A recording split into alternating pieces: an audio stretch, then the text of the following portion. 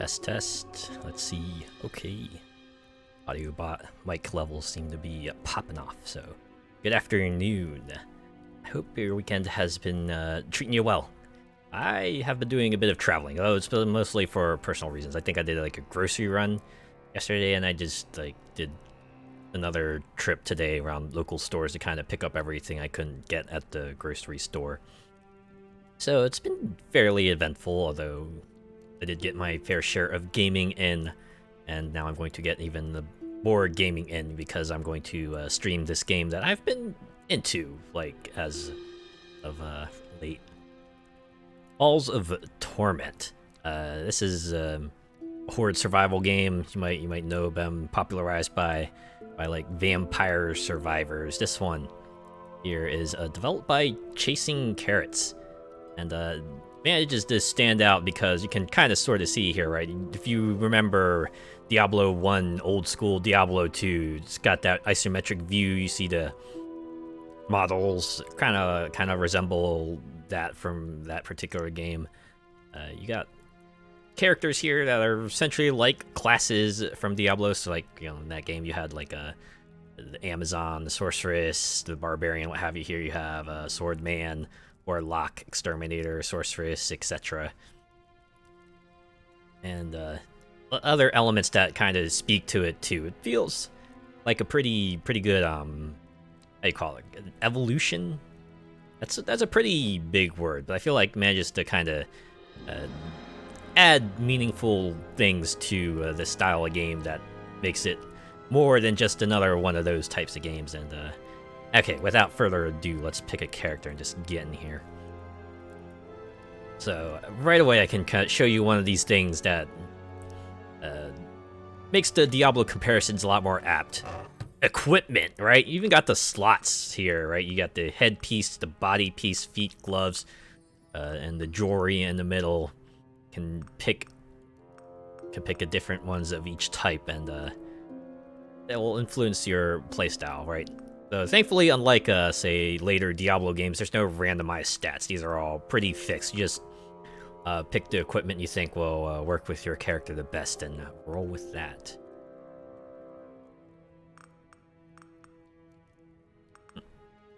Yeah, so they have a variety of effects, like, you know, some of them just do your usual, hey, we'll give you some extra defense or offense, and some of them have a bit more fanciful effects, like this one makes your regular attacks do AoE damage sometimes, and this one potentially increases the number of projectiles / attacks your stuff will do.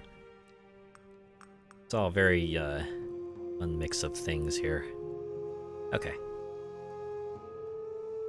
Now that we have equipment selected out, we also have here his usual set of, yeah, this is upgrades, you know, your permanent stat upgrades that just give you things like extra attack speed, extra damage, extra move speed, what have you.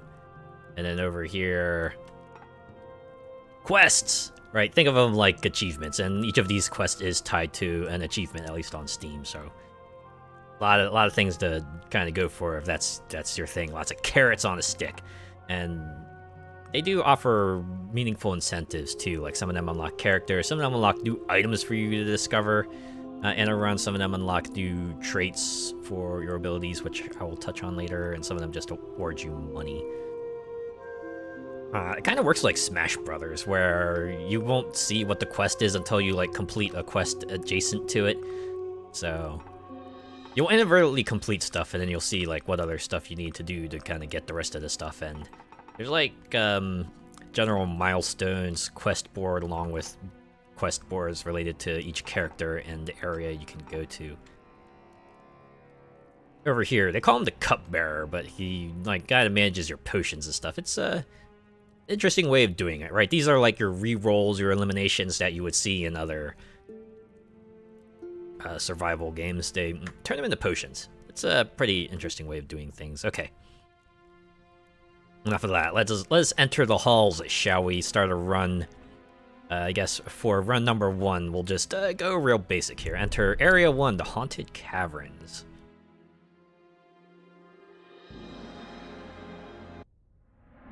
So anyways, this is all familiar stuff. You survived 30 minutes. Ah, man, I am covering up the timer, but there's a timer on the bottom left that also shows you your money and the amount of enemies you've killed this run. So yeah, each time you level up, you get a randomized... You get a randomized selection of stats. They are influenced by character, so something like metabolism, like some of the basic stats here would be different depending on the character you have. Like there's one that increases health, and like depending on the character you have, that might give you more health or less health. I think for this one I want to pick base crit hit chance.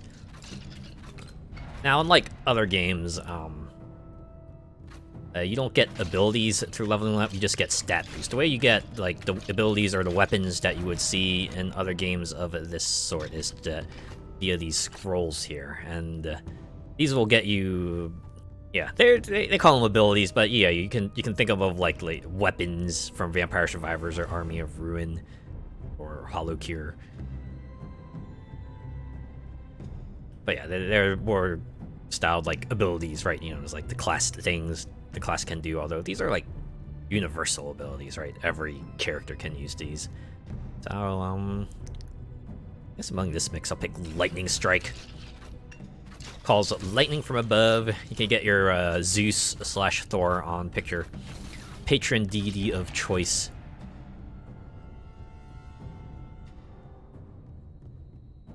Yeah, but now that we have the Lightning Strike ability, we'll start seeing things that will specifically enhance Lightning Strike in a few ways. You can see like arrows around the edge of the screen to kind of direct you to other points of interest on the map. Let's go to that other scroll there so we can get ourselves another ability, or maybe an upgrade to our existing one.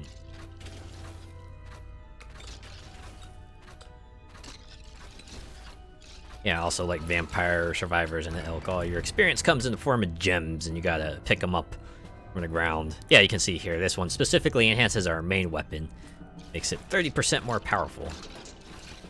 Pretty good way to incentivize, you know, picking up main upgrades. Just give it a substantial one.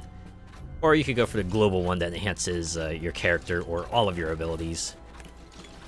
It's much smaller rate, but they all get the benefit. Anyways, these walks are like usually pretty far. Yeah, the scrolls are quite a ways away, but thankfully they're not so far away that you have to pick and choose where you want to go, right? It's not like Vampire Survivors where you see all those points of interest on the map, but 30 minutes is like nowhere near enough time to hit everything unless you just jack up your speed to ludicrous levels. Here is like, even if you move at a glacial pace, you usually make your way to where you want to go and still have enough time to visit everywhere else.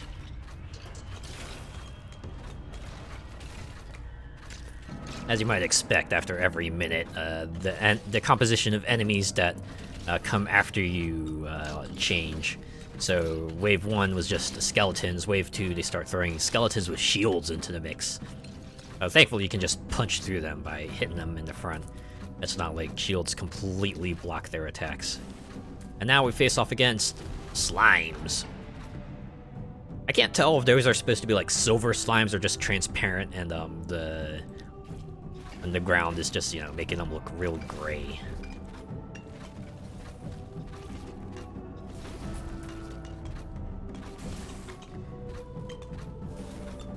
The gems have different colors now. Note that they give you more experience. Yeah, there, we're still trekking our way. Just get attack speed boost. Look, it's a boss. You can tell it's a boss because they have a life meter below them. That means they're very important. And after you defeat the boss, you get a big deal item like this scroll here that will give us another ability. Look, we can summon Golem. I mean, a Golem, not Golem or Golem from Pokemon. Dragon's Breath, which is just like a wave of fire. I like to call it Firewall because that's what it kind of looks like. On Radiant Aura, which is an AoE around you. I like Dragon's Breath because it also makes enemies burn, and nothing cooler than damage over time to kind of keep the damage up even if you're not able to hit them. But I feel like even the music kind of captures that mood of Diablo pretty well, right? It's got that sort of sparse feel to it, like, you know, you're exploring this really sinister dungeon that's just got monsters galore in it. It's a very oppressive feel, which I think kind of fits the mood really well.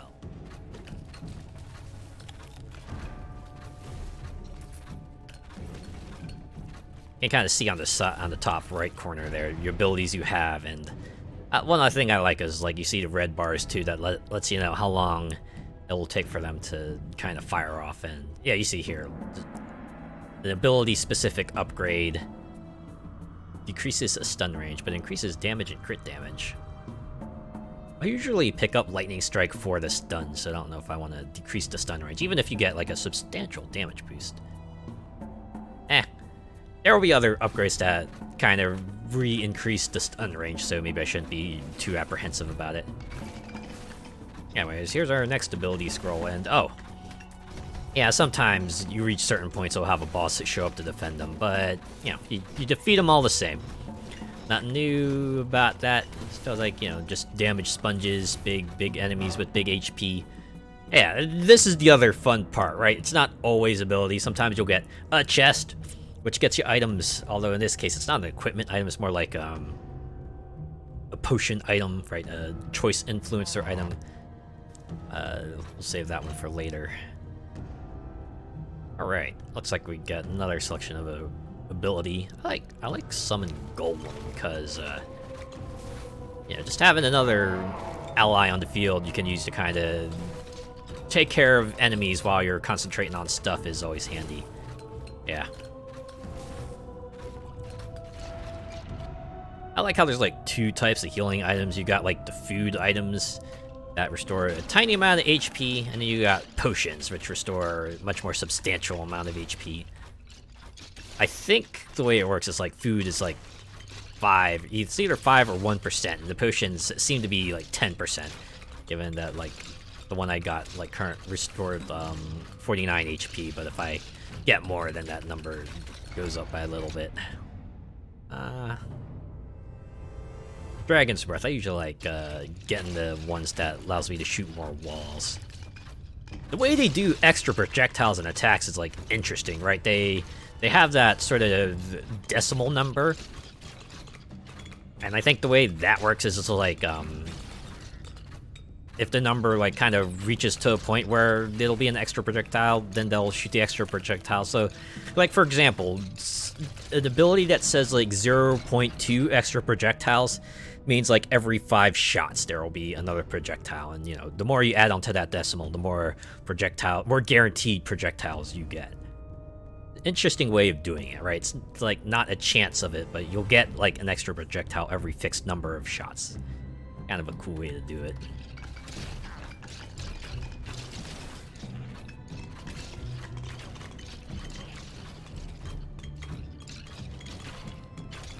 Anyways, we're already 5 minutes into this run. Wow.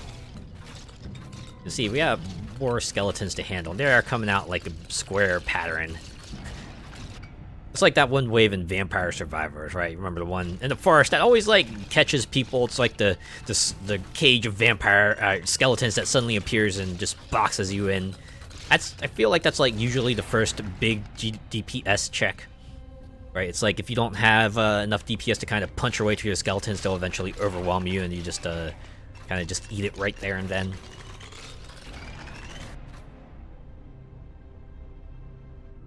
Guess we'll get... Oh man, I like a universal crit rate, but more flame walls is also nice. Let's go with crit. Flame walls. Archer's crit rate is like pretty high. And yeah, you know what? More lightning strikes is always welcome.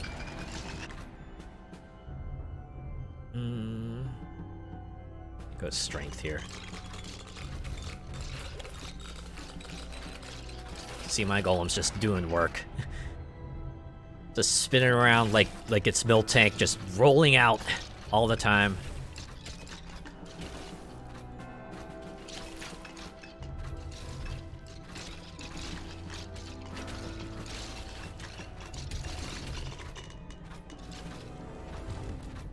say other than that, gameplay is like pretty familiar. You buy this game, you probably know what to expect. Oh, wait. So this is kind of like one of the bigger bosses. You can see... this is actually like one of the other things that I think kind of makes Hall and Torment stand out. You have certain bosses that have much more substantial attack patterns, right? They're not just, you know, run towards you. You got ones like that big demon that's actually kind of pulls off patterns. You gotta manage them, right? You gotta know when to juke them and step aside and try to avoid them. I guess it's kind of like Hollow Cure in that aspect, because I know that game also has patterns and AoE indicators to let you know, hey, there's going to be an attack here, you might want to step out of the way. So this is the other part where you get the yellow chest that will let you pick up an item from it. The way to kind of... You see there's like icons on the top left. Those I will explain in a moment. But for now, I will pick Guiding Star. Interesting ring. But yeah, you only get one of them, so choose carefully. Probably much more useful early on when you don't have like a bunch of equipment just pre-equipped to your character. Oh man, this is all defensive stuff. Alright, what if I just used a strong wine? This is your re-roll. You get yourself a new selection of stuff to pick from. Hey, look at that. Paid off. Get DPS.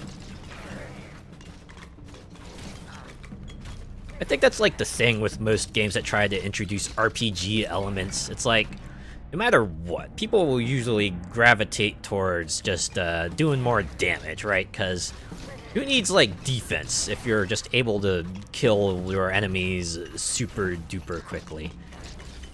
Like, you see some games try to kind of work their way around it, right? And usually their solution is to try to kind of tie the defensive stats to some sort of offensive ability for, like, you know, example, like a shield bash that might like scale damage off of defense or something like that. And it kind of all leads back to the same thing. It's like defensive options not as great as offensive options. Even if you know, you try to make the defensive options really enticing, it's not as good as making your damage even bigger.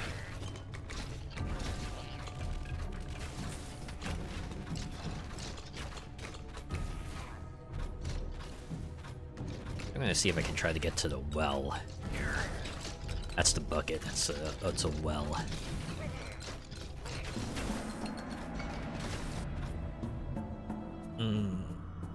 Oh man.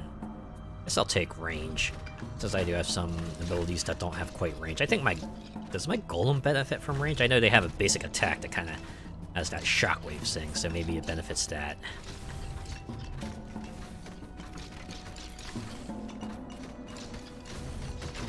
So now we got skeletons with armor on them. Guess it's a nice visual indication that you know, they're probably a bit hardier.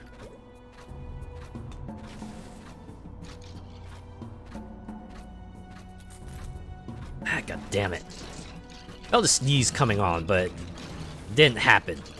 And it's got to be like a really terrible feeling, right? Even if like the sneeze kind of hurts, you just need that release of the sneeze.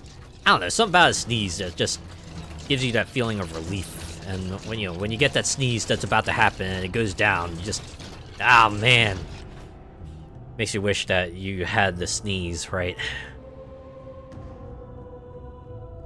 I get proficient stance. I think the stance and the body abilities are like specific to the character, and they usually give them stat boost that you would expect the character to focus on. Now you got robed fellas, so you know, probably par for the course for a game like this, right? Just get something akin to cultists. I assume that's what they're trying to go for.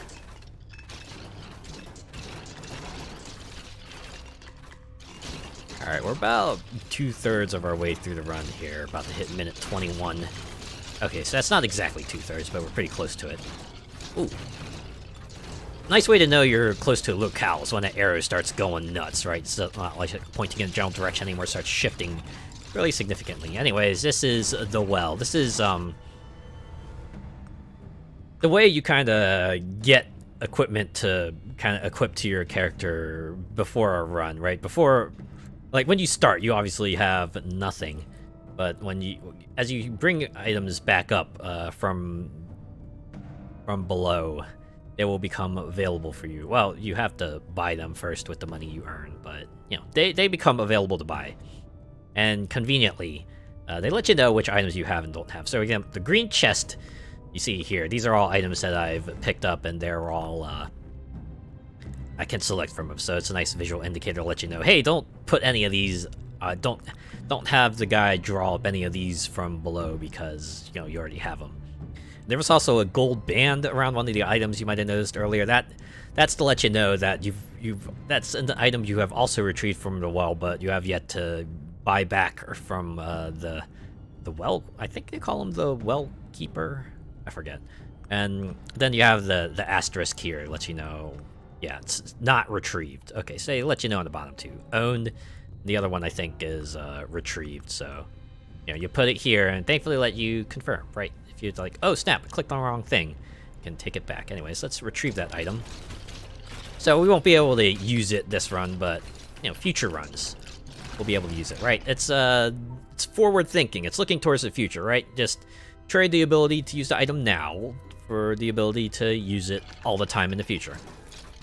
You always got to plan ahead, right? Sometimes long-term benefits outweigh short-term gains, right? Only more people would understand that.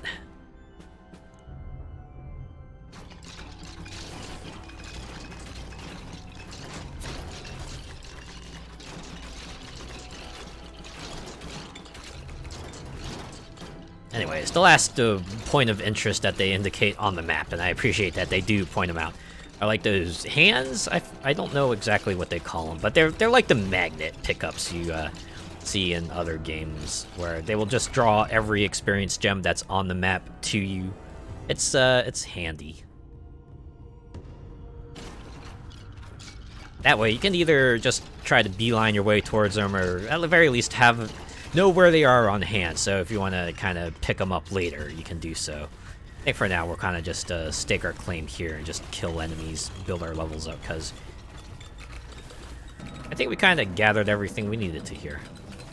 Oh yeah, there's another hand on the bottom right. So if I did want to make my way up, I probably could. Okay, so there's another one. So why don't we use a Potion of Oblivion? These are like banishes, right? You banish a particular tree and it won't show up again in this run. Poof, just like that. Vanishes in the puff of logic. I think for the archer, which I want to focus on offense, probably don't have as much need for health. Especially since there are like other trait upgrades that let me get health. And 30 health really is kind of weak. Got ourselves here another enemy. It's just a more generic enemy. Shield HP and then regular HP, but get an ability all the same. So I think once you like pick enough upgrades for a particular ability, you can get another more substantial upgrades. So for example, this lightning strike now can have an explosive strike, which if it crits, it causes an explosion. It deals fire damage. Wow, that's real handy actually. Let's do that. Yeah, I think the tips say that depending on like what particular trait upgrades you pick for an ability, that will determine what secondary upgrades you can get for it.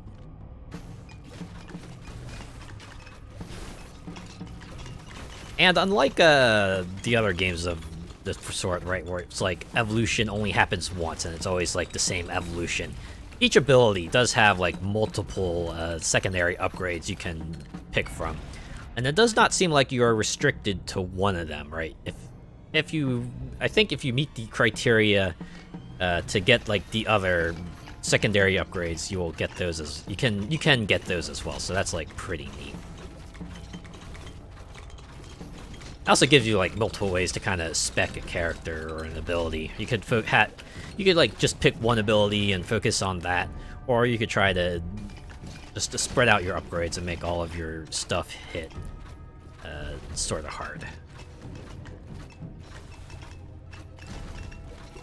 I don't know what the ideal makeup would be, but I always like spreading them out because I always like seeing what kinds of stuff I can get for the abilities. Not that there's just like achievements tied to specific ones too. I think at least for the abilities, it's just like deal enough damage with a particular ability, and then you will unlock additional traits for that particular one that you can that will show up in the pool. I guess that's a bit of a double-edged sword because it's like, sure, it's like more upgrades, but that means you kind of dilute the selection pool as you you pick more upgrades. It's always the thing to be mindful of, which is why games like these try to give you ways to manipulate the selection as it grows. Like this one gives you like banishes and rerolls and other things of the sort. At least the one I have here, you have to select a trait. The effects of the trait will be applied twice, which is kind of fun, right? Because you get that upgrade that like really helps your character, and you want to kind of help jack it up, so you just pick that, and then you get substantial upgrade. It's just like a straight power increase, really. Actually pretty cool.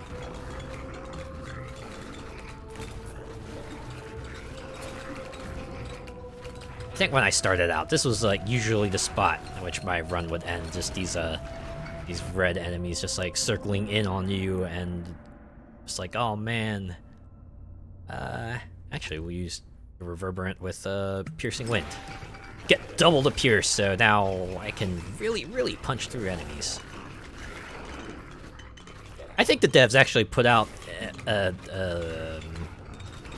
like a community post that said they would actually be like making changes to, I forget what it was, but it was like 2 particular traits they said they were gonna kind of roll into one.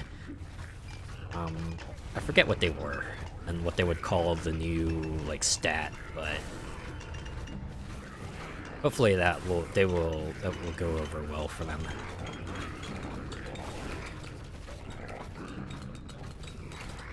All right, we have 16 minutes left.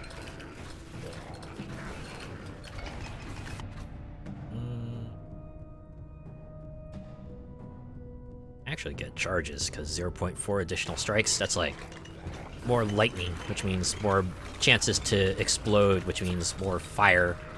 And fire, yeah. I find it really funny that there's a very specific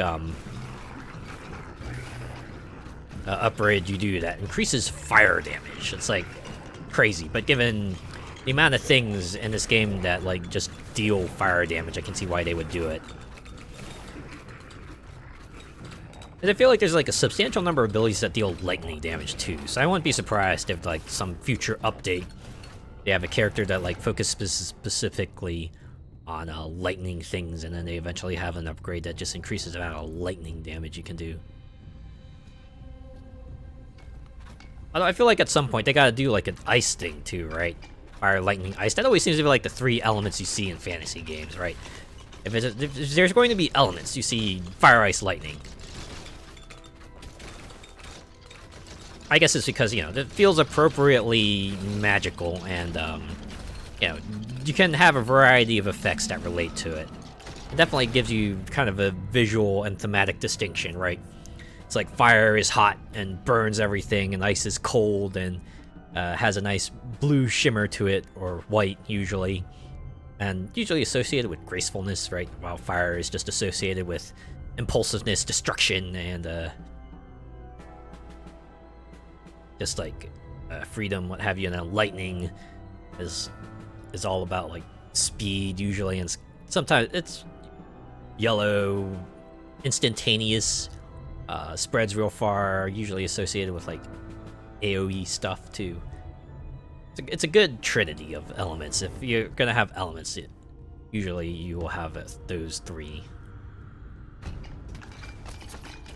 Anyways, got ourselves here another big deal boss. You can see from the AoE attacks they're dealing, but they kind of fold like paper because we're at that point. Oh man, there's another item that we could have picked up, but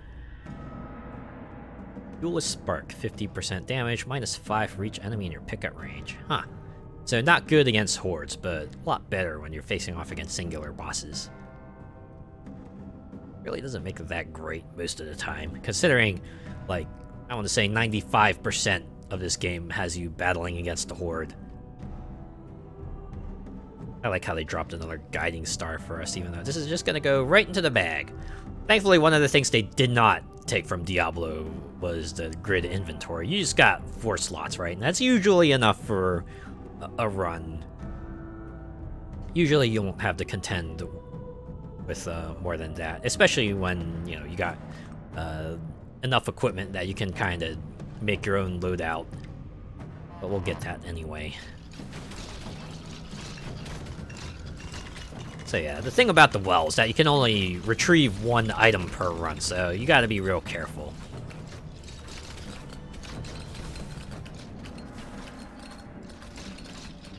Like, especially painful early on when, you know, you got so many items that you can retrieve, but you gotta pick and choose which one you wanna put up instead. I already got lots of piercing, might as well increase the amount of projectiles that comes out, right?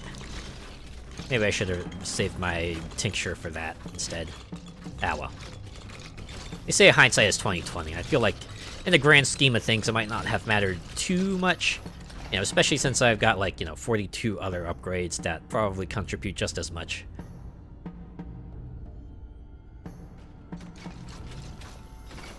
That's the thing I really try to shake off. It's like, try not to stress out about certain decisions, especially when, you know, in the long run, their impact will be not as much as I think it will be.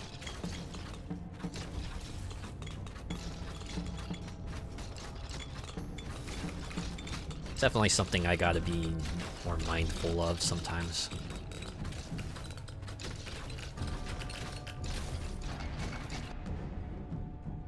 We did pass 15 minutes, so we are halfway through this run now. Let's just get even more lightning strikes out there, shall we? You can see the occasional explosion pop up. Also, another thing I like, how just decidedly old school that feels. It's like you just see the explosion gif just appear.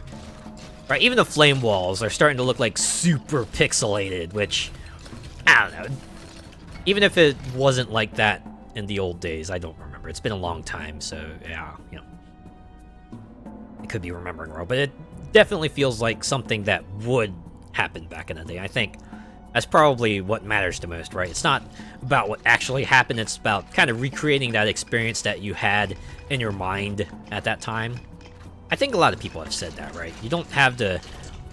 You don't need to make it 1-to-1. You just need to make it 1 to what everyone perceives to be 1.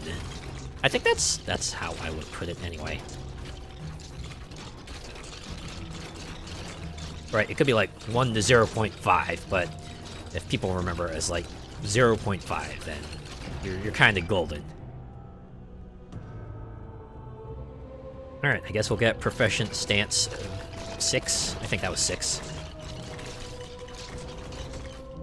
I always get confused by VI and IV, even though I kind of like know how Roman numerals work. It's like, oh man, just gotta think a little bit.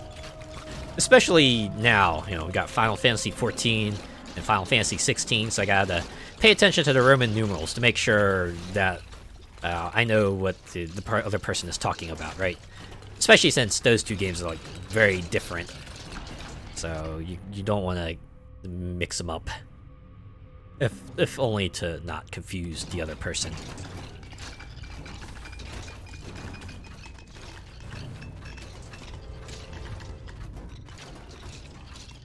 So the hand is not the only pickup. You do have other pickups here, like that Golden Skull that just like greatly increases my fire rate for a little while.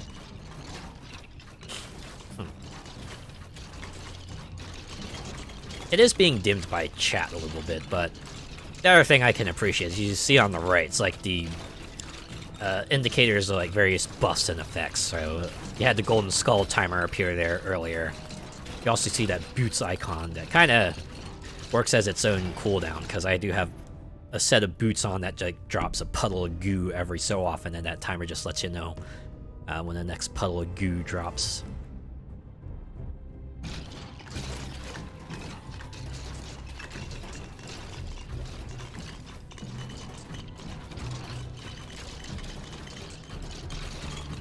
Anyways, we kind of hit a pretty good groove now for now.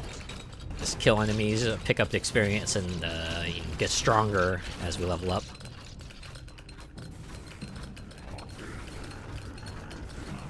Yeah, until a boss rolls around, it is like very much a head empty, okay kind of game. Watch everything fall as your numbers go up.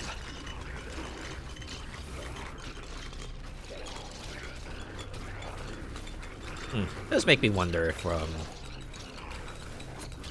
gonna hit like a saturation point with these kinds of games, or if that's already happened. Maybe it has, and I just haven't noticed. So yeah, you can see here we got two secondary upgrades for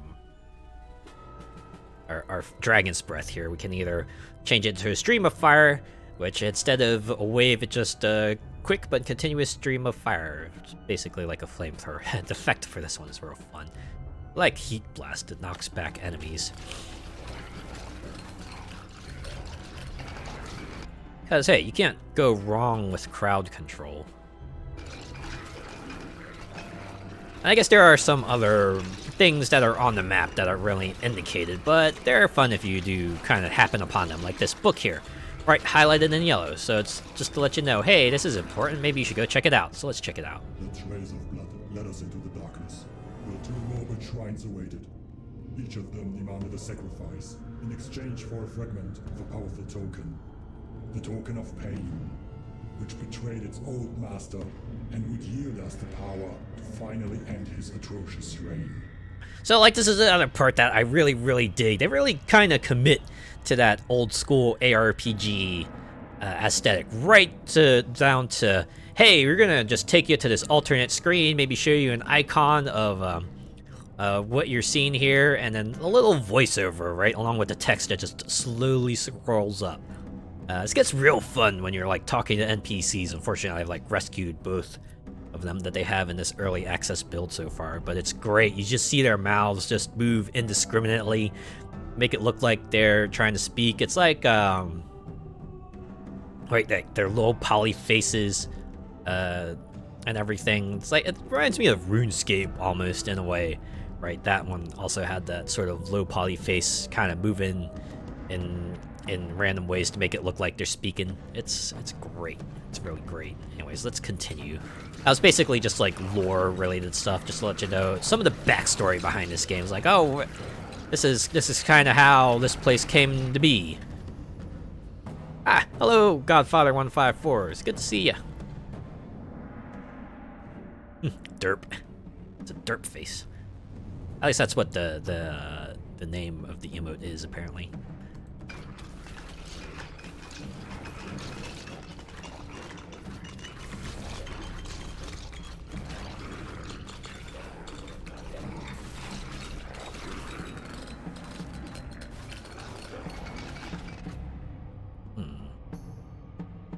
I wonder if I should just use my Oblivion Potion, just eliminate these health regen upgrades, because I don't pick them up as an archer. It's like, they're pretty squishy to begin with, so a little extra health regen really isn't gonna do very much.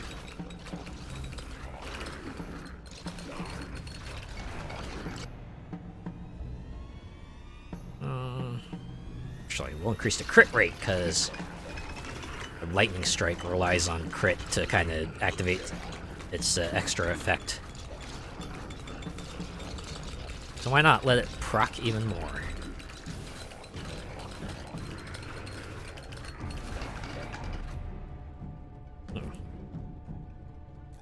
How are you? I am doing great. My weekend's been pretty good. I managed to go out and do a bunch of shopping and get that done, so I'm pretty squared away on supplies for the next month or so. How are you? How is your weekend going?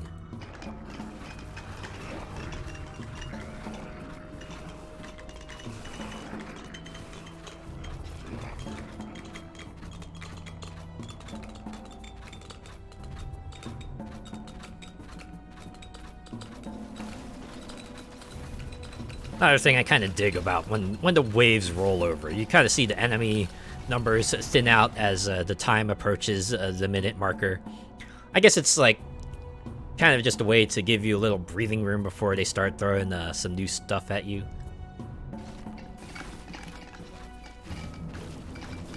It is nice. I'm great, just playing some games. Ah, that's good to hear. It's a good way to spend the weekend, right? It's like, yeah, your chance to kind of just kick back and relax, and for some of us, that way to relax is to play some video games.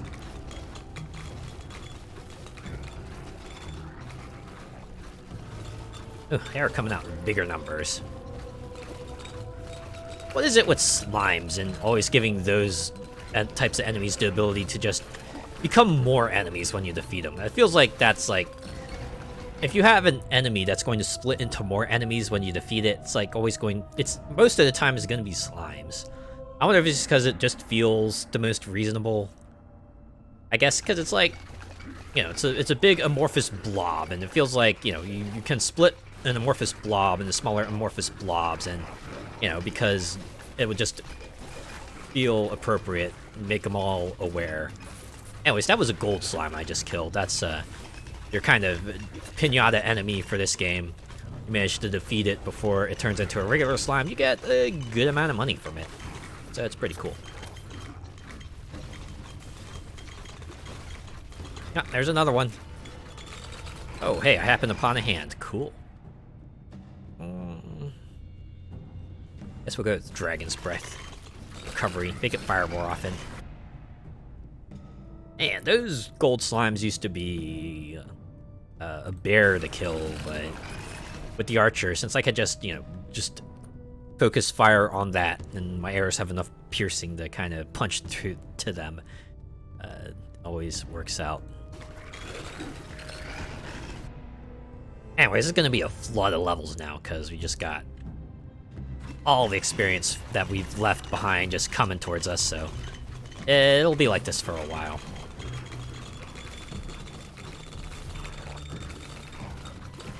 Oh wait, it's over. Huh. Fewer levels than I thought it would be, but you know what? One or two, I still got one or two from it, so it's a good amount. Oh yeah, I guess that's the other thing. They can kind of sort of tell this was inspired by Diablo. Your health is in the form of a globe, as I guess Diablo is just associated with health globes now. I forgot where that started. Did it start with 2 or did it start with 1? I know 2 had the health and mana globes, but I don't remember if 1 gave you the health globe or if they had like a different way to let you know how much health you had. Guess we'll go with critical damage.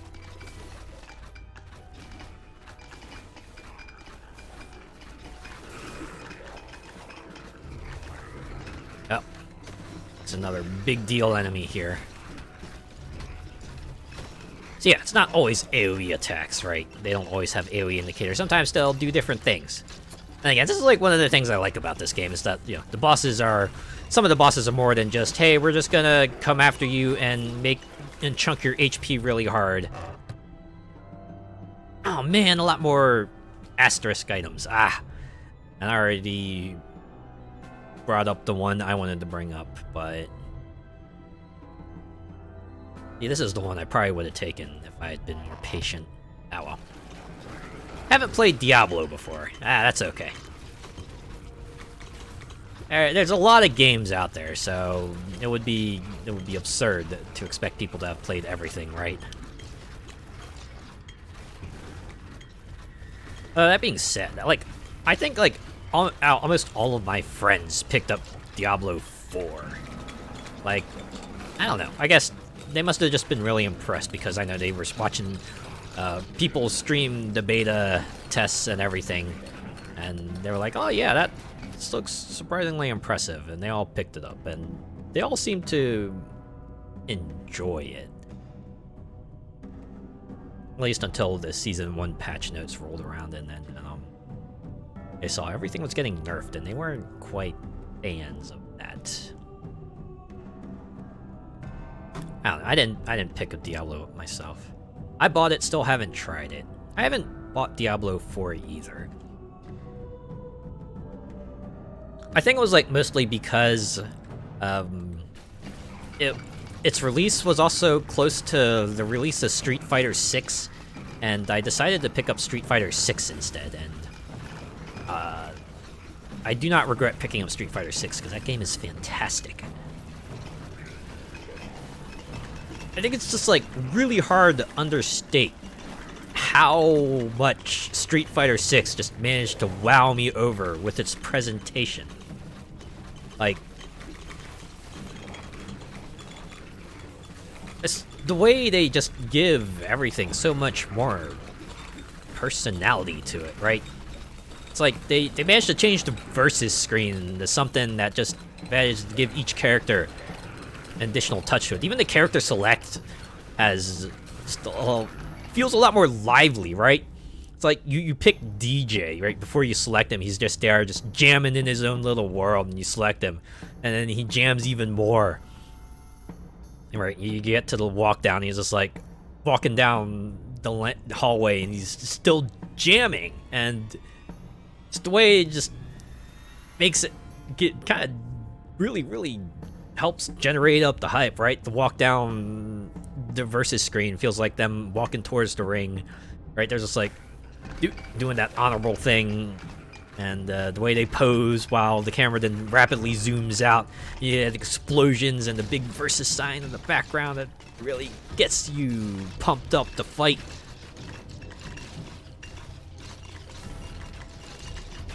There's a lot about Street Fighter 6 that I really absolutely adore, and presentation is just like a big part of it.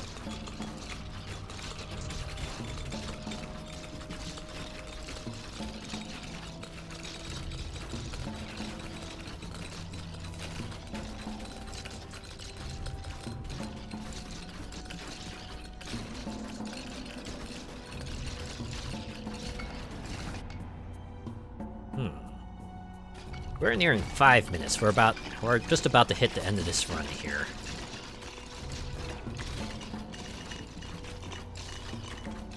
A lot of hands on screen now, so I could probably just like walk over to one of them and magnetize all the gems to me. Get myself my experience boost.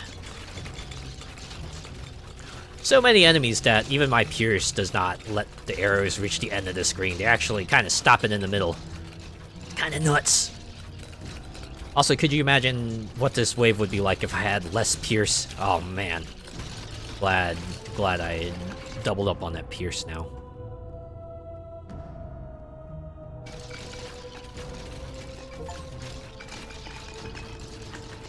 Got an achievement for killing 400,000 enemies in total. Death, indeed. I am become death, destroyer of worlds, or at the very least destroyer of all the enemies in this haunted cavern.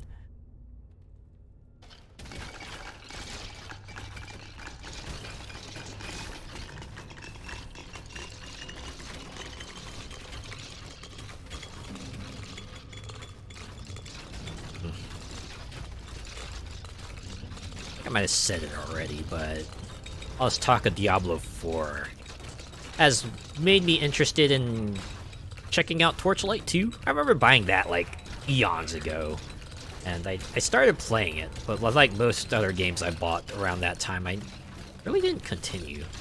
I would be at least interested in trying it out, because I know, at the very least, Torchlight 2 is still remembered pretty fondly, especially since 3 failed to make the positive reception that everyone was hoping it would get.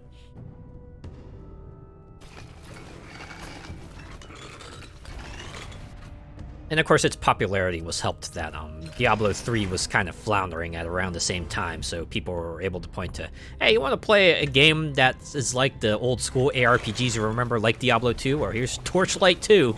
It's like that. Definitely not like Diablo 3. You should try it out. I know my friend did that, very specifically because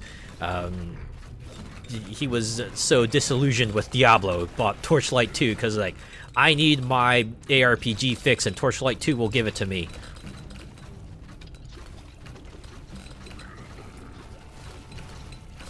I know Diablo 3 is in a better spot now. People do remember upon it fondly now. But back then it was a very different story.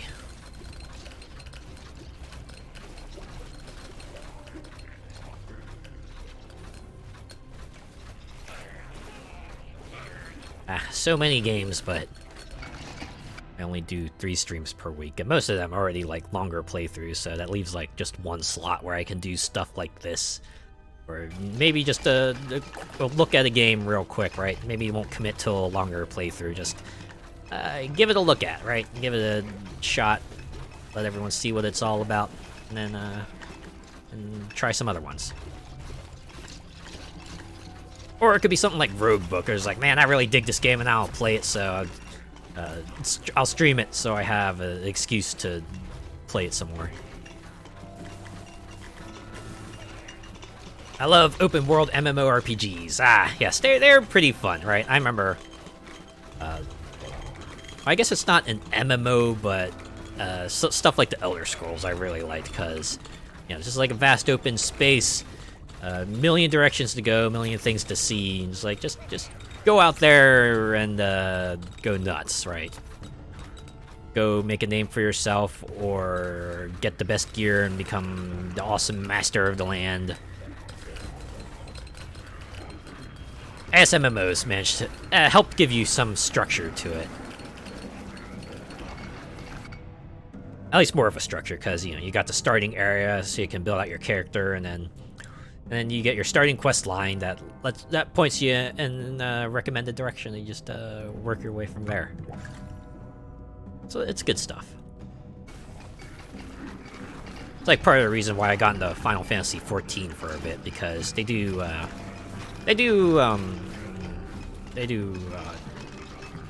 do I put it? They direct you, right? They kind of give you a recommended direction in which you can go, and, you know, you can undertake side quests and stuff, but if there is a story there and you want to kind of see how it plays out, you can totally do it. And the fact that you're kind of, you know, central to the plot of that game is pretty neat too. It's like most MMOs, you're just a one player among many. You're not like the legendary chosen one, like you kind of sort of are in Final Fantasy XIV.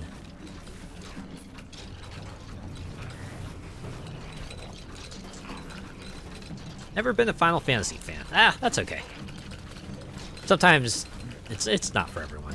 There are plenty of MMOs out there. I just picked Final Fantasy XIV because I know it's like one of the ones that's still around and people talk very highly of it, and there's a very good reason why people adore it so much.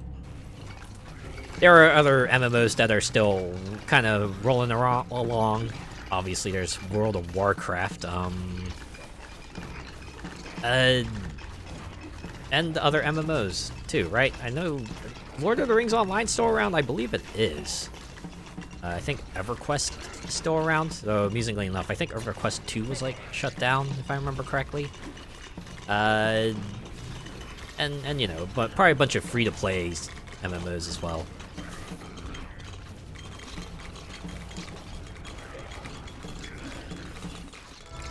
Well, here we go. Hit minute 30, so now you've maxed out 30 minutes, but you're not done yet, because you do have to face off against one final boss, and it is a big deal boss, as you can see here. They got attack patterns. You gotta kind of manage your way around them, and they're gluttons for punishment. They can take a lot of hits to the face. Yeah, you just gotta try to juke around them, right? Dodge your projectiles, their blows, as you whittle away at their HP. Ow. Uh-oh. Wow. Of course, I didn't take any defensive upgrades, so it kind of hurts. Oh, I have one revive, so this is my freebie. No more after this. I gotta use my mad skills to take them out. Need to circle back around and get that glove so I can pick up the remaining experience. There's one attack this boss has that used to give me a lot of trouble.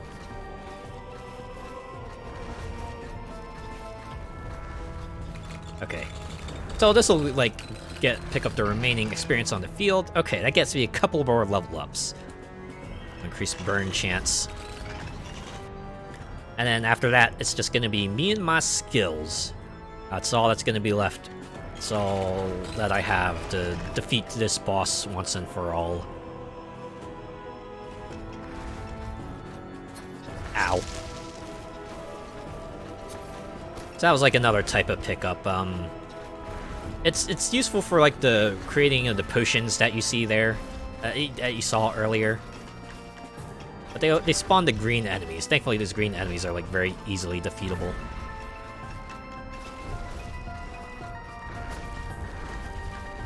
Anyways, we almost got this fella taken care of. These bosses are very, very, very durable. Like, even more so than the regular bosses, right? It's like every other boss I was able to kind of vaporize within a few seconds, but this one, this is like... takes several... ah, man! Well, nuts. Ah, well. That's how it be sometimes, right? You zig when you zag a few too many times, you just end up buying a farm there. Ah, well. You do get a nice overview of your statistics for that run, so you can see what level you've reached, kills, etc. And then the statistics, you know, the damage and the DPS of all the things you've picked up. Not just your abilities, but also from your various items you have, right? Like, the amount of damage you dealt through electrification, or the amount of damage that was dealt through the effects of echoing band. That's like a pretty cool addition, so you kind of get an idea of what does well for you and what doesn't. As you can see here, my lightning strike is MVP. Or actually, it would be my bow. Actually, it deals a lot of damage, but among the abilities, lightning strike MVP. It's because it wow, I'm getting really tongue-tied today. Specifically hits enemies, whereas these others kind of might not hit enemies. Although, despite all the talking up I do for Golem, that's doesn't do all that much damage. And oh well. Anyways, we got ourselves a stack of cash now. Let's return to camp. I think I'll play Sorceress this run. Very different from Diablo 2 Sorceress. I'm guessing his sprite's not complete yet. Anyways, to get new items, you go to here, the Well Keeper. For some reason, this asshole is requiring you to pay gold for the items he fishes up. It's like, my man, we are on an island, we are stranded, we are not going to be able to use this money for anything else. Why are you charging me for this stuff and not just shoving it into the chest straight away? What the heck is wrong with you, man? Seriously. That last run, I only made like 8,000 gold. You tell me I gotta dive in there twice just to be able to afford one of these things? I hate you. I hate you so much. Jerk. One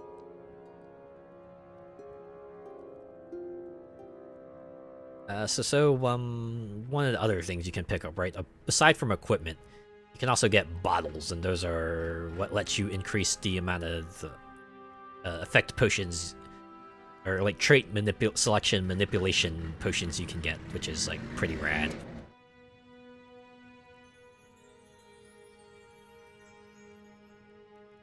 I think what I want to get here is memorizing and oblivious bottle. I guess get wine bottle. Already brings me down to 4,000.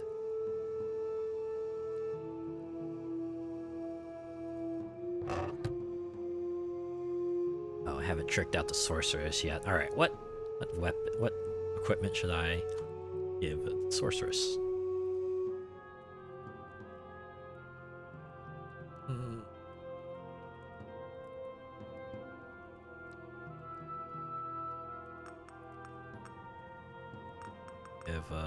Bog boots for goo.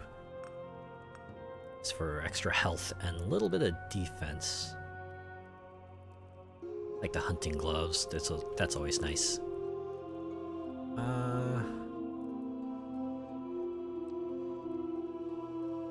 Echoing band because I like AoE, and Jade Amulet because XP gain is great, right? Pretty much just outclasses all the other amulets, because it's like, sure, you might get a little stat boost, but you know, the amount of extra upgrades you'll get from the increased XP gain kinda, I feel like at least it outweighs anything you could get from the other amulets.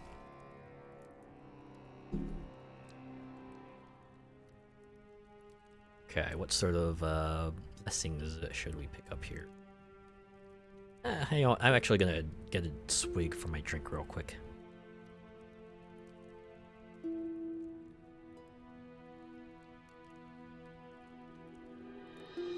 Whew. Normally I have like a cup of water by me, but I was like about to get myself a cup before stream, but I noticed my pitcher was all out, so I just thankfully I had like a bottle of peach tea, so I'm actually drinking that instead.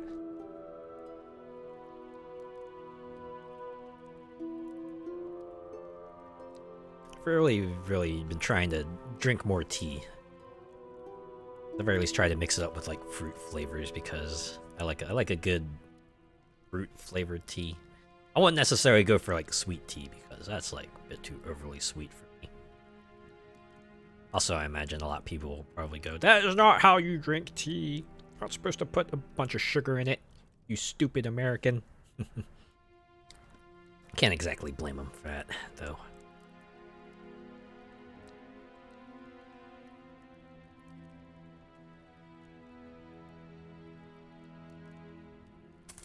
So we'll get area projectile size boost.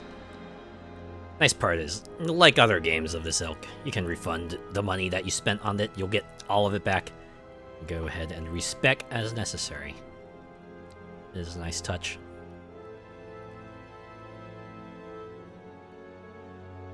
Alright, this is still locked.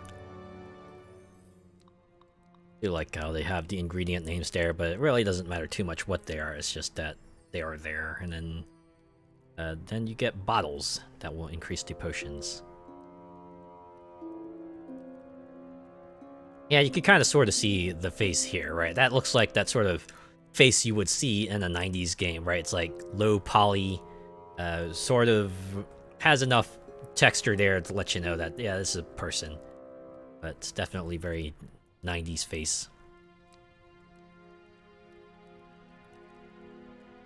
We can go back in here and let's try out Area 2, the Ember Grounds. Face off against a slightly different selection of enemies and bosses. Also, rather uniquely for this area, I managed to get an achievement that says Starting Ability, which basically just drops a scroll in front of you. Alright. What should I get? Maybe I'll get Summon Golem.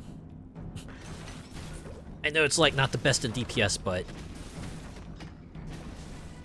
I feel like it's like situationally useful, especially if you get like surrounded, right? Its rollout attack does kind of have that the right amount of range to it that lets it destroy stuff around you. Anyways, unsurprisingly, Sorceress does magic stuffs and looks like basic attack is Chain Lightning. I always like how Chain Lightning, they always translate into enemy gets hit and the attack might arc off to another enemy, right? It's like static electricity in that regard. I wonder if that's like the reason why they pick that, like why lightning has that particular effect, because people can draw a parallel to static electricity for that, so that's like pretty cool.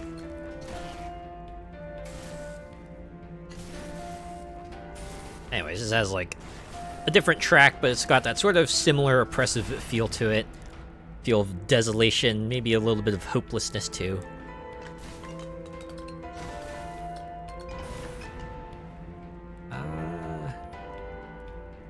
Voltage. I wonder if on hit means that's like the chance for it to arc off to another enemy. That feels like it might be useful. Crit rate boost, sure.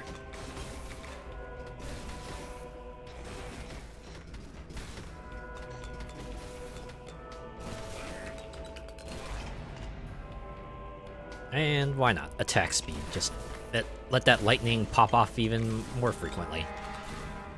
I should probably make my way to the yellow scrolls so I can get more abilities. Just the DPS boost, am I right?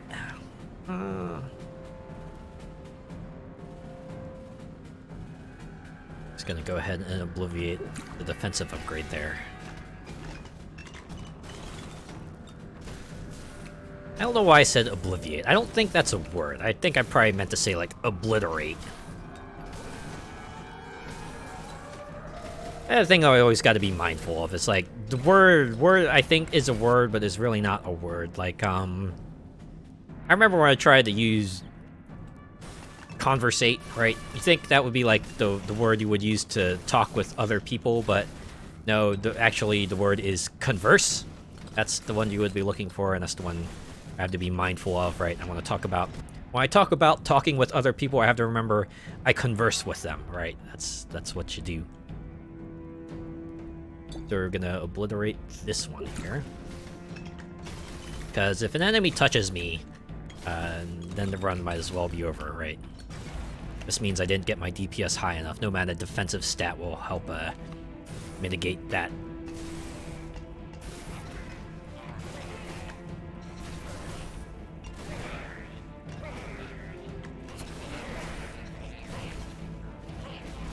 Got ourselves a first boss. I guess this is like the weakness of the Sorceress. If you don't have like a item geared specifically towards kind of focusing fire, you're probably gonna have a hard time defeating bosses, especially as other enemies that swarm around them.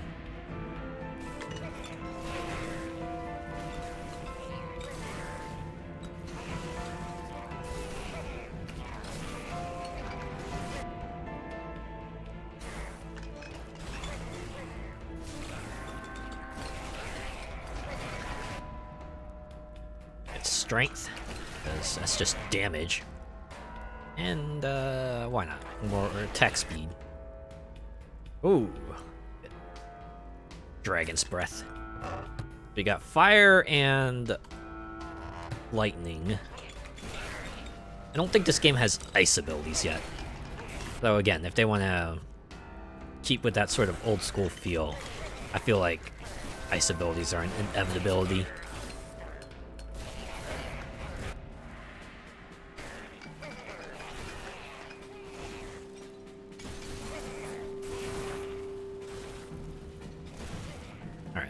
I'm just gonna start beelining, because if I wait anymore, maybe it's gonna become harder, and it's gonna become harder to kind of reach that spot, you know?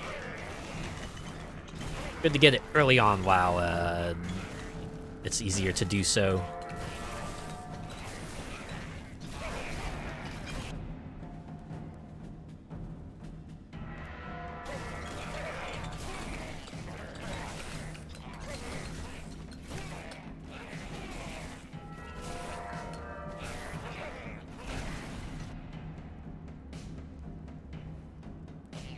Acceleration.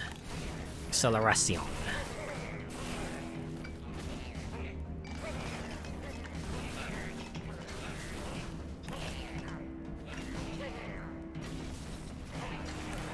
Oh, hey, gold slime. Let's take him out.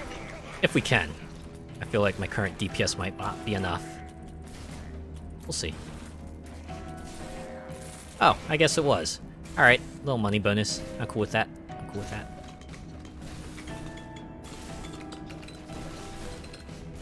Okay, so these slimes are different, so I guess those other slimes were meant to be silver. These are more magma-themed slimes. Wow, 3 Dragon's Breath upgrades. Which ones do I want? More bigger ones? Faster ones? Or just more of them in general? They're all very useful. Part of me wishes they had like an additional tooltip here to let you know what sorts of enhancements you've picked up for your current ability. Ah, well, early access, so they could always put that in later. And you can, you know, look over your stats here. Although this is just like overall character stats and what have you. And you do get like a current list of how much damage each of your things is doing, which is like pretty rad too. Oh wait, traits and abilities. Okay, so you can look over it here. Wow. Never mind. So they don't let you know at a glance, but you can always just pause and then like, give it a look over here. Yeah, okay. That's pretty cool. These are the kind of stats that I appreciate being around, right? I don't use it all that much, but it is it is useful, because I imagine there is someone out there who can make a good use of those stats. Ah, we made it to the scroll. Alright. New ability! Transfixion. I always gotta get that one. So it's like lasers, right? They just shoot out, but the thing about them is that they have a chance of applying a stack of fragile on enemies, which lets everything else deal more damage to them. And, well, as I said before, anything that just lets you deal more damage is kind of ideal, right? You just want...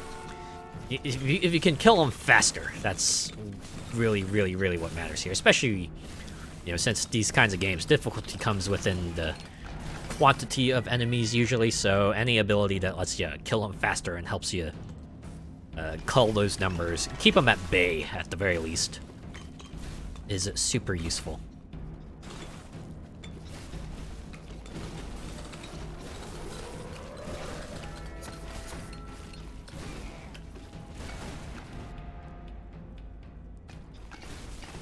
I'm going to be trying to put, pick upgrades for Transfixion that allows to either apply Fragile more frequently or fire off more frequently to give more chances of applying Fragile.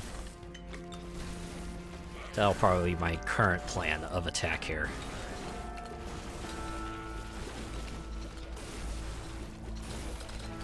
Watch them all pop. They're like little slime balloons.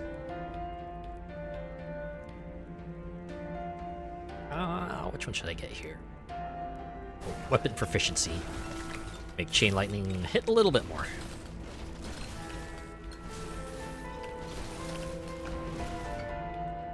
And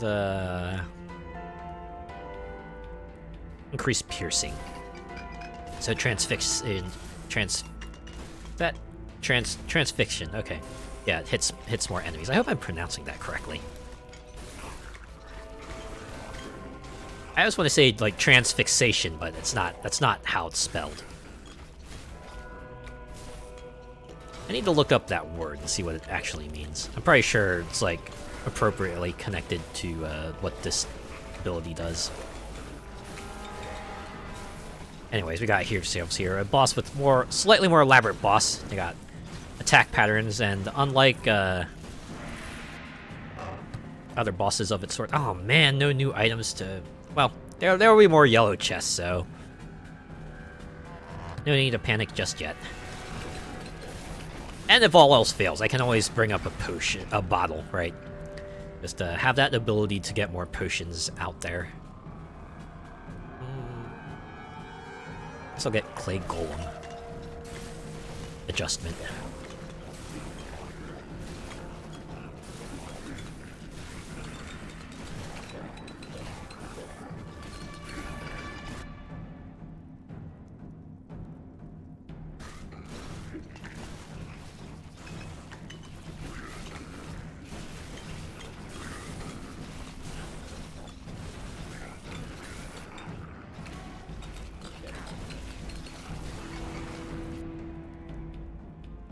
Ooh, False Blessing. So that just gives you just a base chance of applying Fragile, which is handy. I really should be making my way towards the other scroll here so I can get myself an ability before it becomes a lot harder to do so. I said that already, and I'm saying it again a couple minutes later. And I'm gonna do so that way I can keep to my word and not just regret it later. Regret not doing so later, I should say.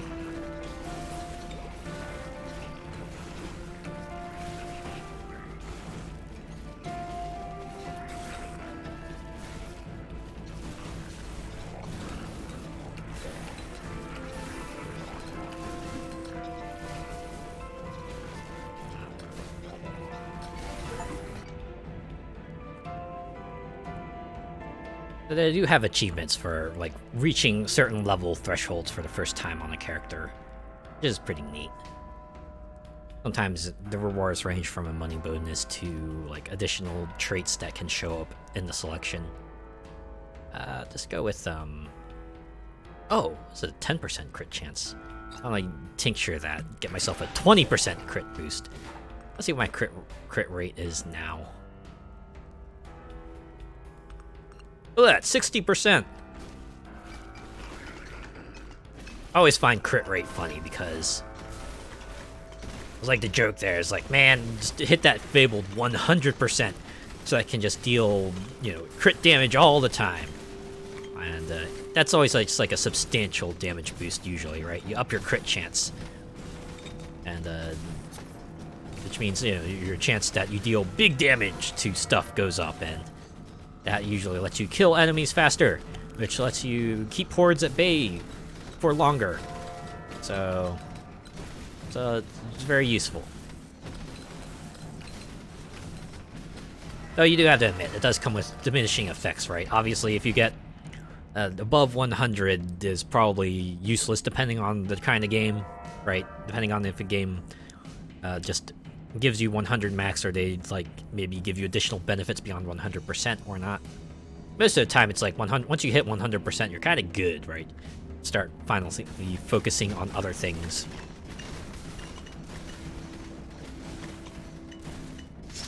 And sometimes it's not crit rate you have to be mindful of, but sometimes like firing rate, especially if like an ability, you can one that's like fires off really quickly.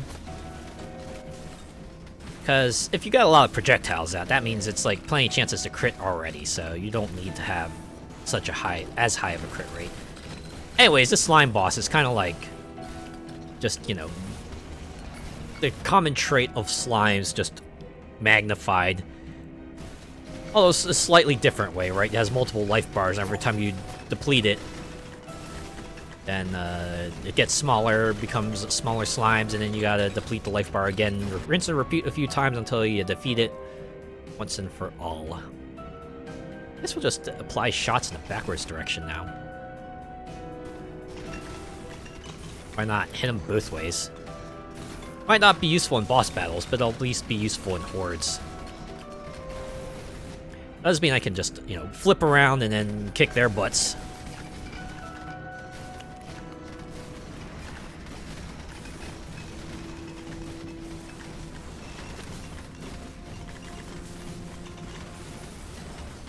Ah, there we are. There's a scroll.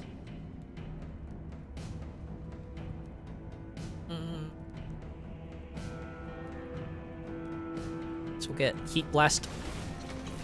Get a little knockback.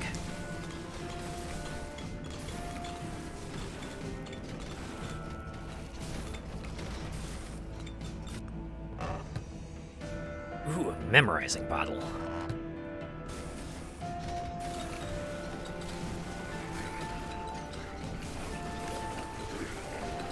There are new equipment items that I could pick up as evidence from the last run, but if I don't get any of those, I can at least bring a bottle back up. Of course, even that has its limits, right? There will be a natural point at which point the Well Keeper will no longer be useful. Although, given this early access, I guess I could imagine ways to which they could try to mitigate that, but yeah, that's for them, right? Either they'll just let Well Keeper run his course, or they'll maybe add some extra incentive to allow you to keep utilizing the Well Keeper's services.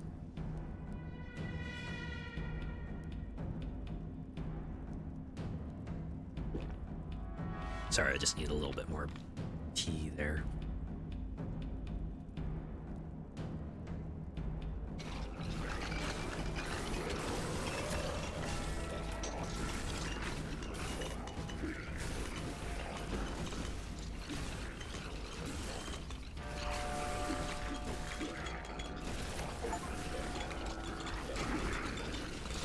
Wow, getting a lot of Chivos as Sorceress. Then again, I think this is like the first time I've actually brought her into a run, so I'll explain a lot of it.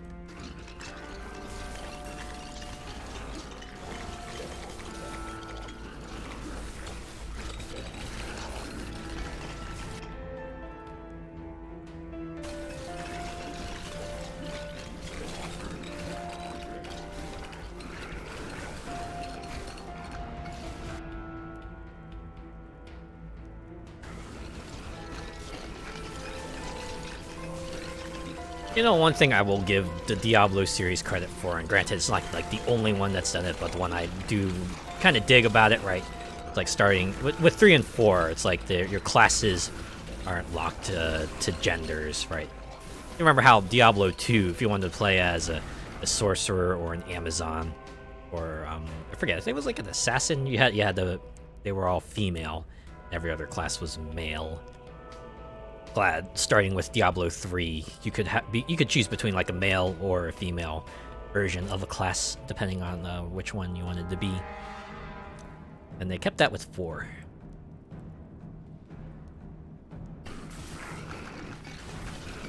One of the other things that amuses me about Diablo 4 is I remember just looking at the class selection, I'm like, man, 4 of the 5 classes there are like just from Diablo, or Diablo 2.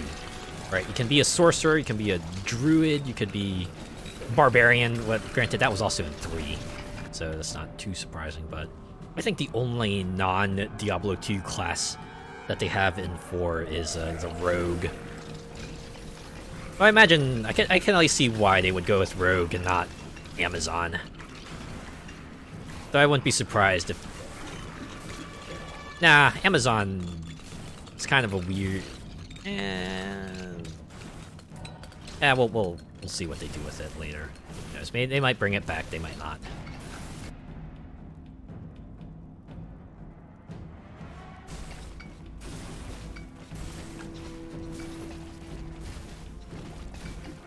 Oh yeah, Necromancer was the other one. Necromancer was the other class.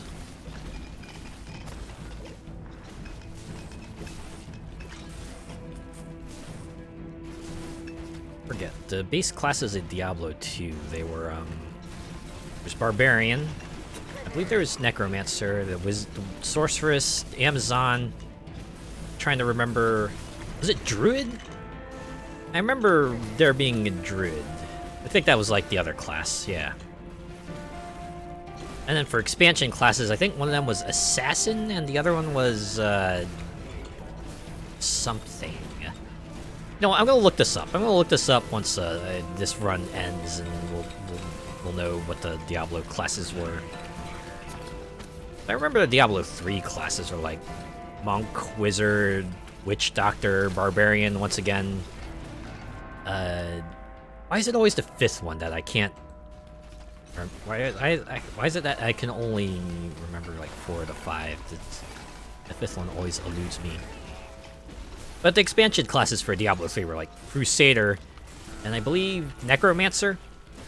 Crusader came with like a big level expansion, and Necromancer was just a class pack.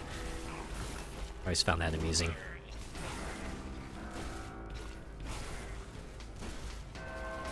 Hey, a hand. I should probably get that. Codex experience that I'm picking up can talk to the hand. And then I will reap the benefits from it.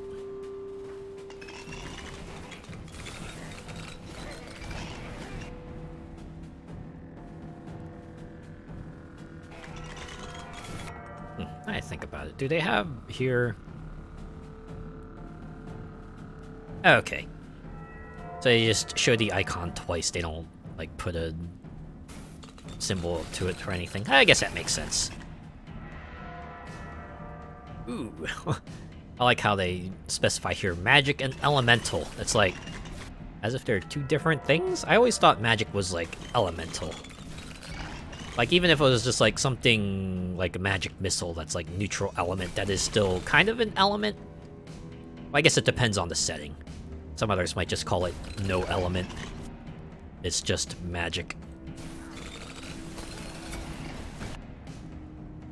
I think I'm kind of sort of having a hard time telling what is an acid pool and what's just a regular slow down pool of goo that my boots are dropping.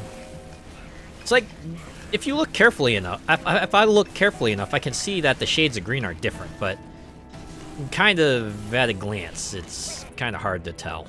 Not to mention the sizes are different too, right? The damaging goo is just like way, way larger. Wow, so I can let the golem either deal fire damage or electric damage. Which one should I do? Let's go with magma fists. rolls are gonna be less frequent, but it'll hit harder.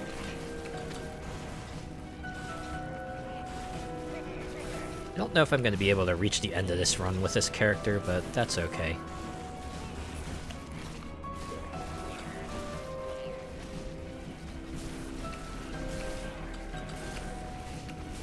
Wow, I kind of vaporized that slime pretty quickly. Just need the pools of acid to dissipate so I can get at the rewards within. There we go. Hey, you know what? Let's just get Stream of Fire so I can show you what it looks like. There you go. That's it. It's just a gif of two fires that they kind of, you know, adjusted the angles and, you know, vertical scaling. And it's like your character's just casting two jet engines now. I actually really dig the way it looks. Only because, I don't know, it just feels like what you would expect to see, again, back in the 90s. Just this sort of, you know, graphical effect that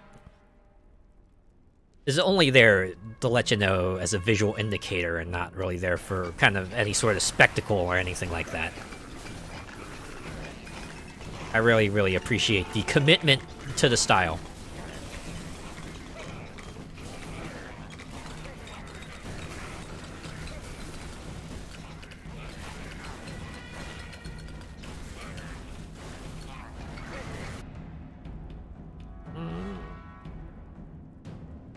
Get acceleration. I feel like when it comes to like attack power and attack speed, that's like the kind of thing you want to try to balance out, because allows you to kind of, when you multiply them together, the effects become stronger, right? It's like all about the multiplication factor. All about math. It's like all those people who would always go, man, what am I gonna ever use math in real life? You're like, yeah, this might be part of it. Alright, even if you don't play RPGs where the sort of number crunching could be important, you do use math in other aspects too. Like every time you buy something, or every time you need to measure something, or when you cook.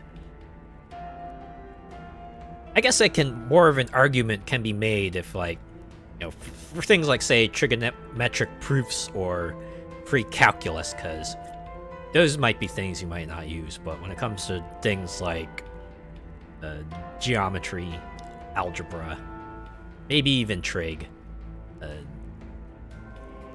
comes in handy. I guess the one... one moment, I need to drink some tea.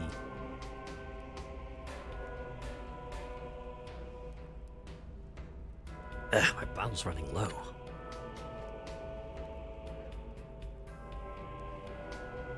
I guess the one critique you can make, which I would agree with, is that they need to show how math has practical applications, right? There's always the running joke that people hate math. Ooh. See, I don't like duelist sparks, so we'll get the Bloodstroke shirt. Okay, I guess we will have a piece of equipment to bring back. I wish it were like one of the other items that I thought was like really rad, but you know what? It'll come back eventually.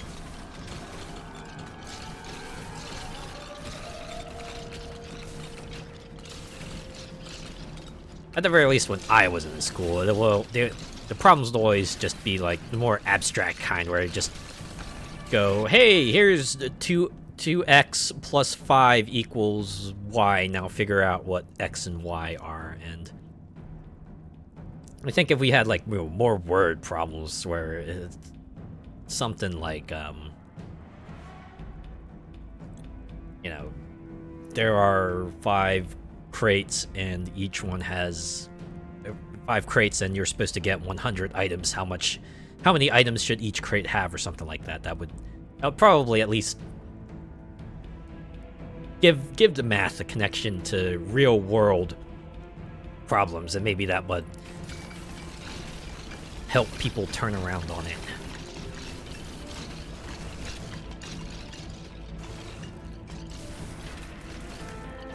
Although, you know, there's also understandably some people who just might not be capable of that kind of stuff, and that's fine too, right? Can't expect everyone to be good at everything. Like, dyscalculia is a thing, right? Some people just might not be able to do that sort of math calculation, might need some help with that, and that is fine. I mean, I'm personally, like, pretty good at math, but there are others that aren't, and you know what? That's cool. We all have strengths, we all have weaknesses.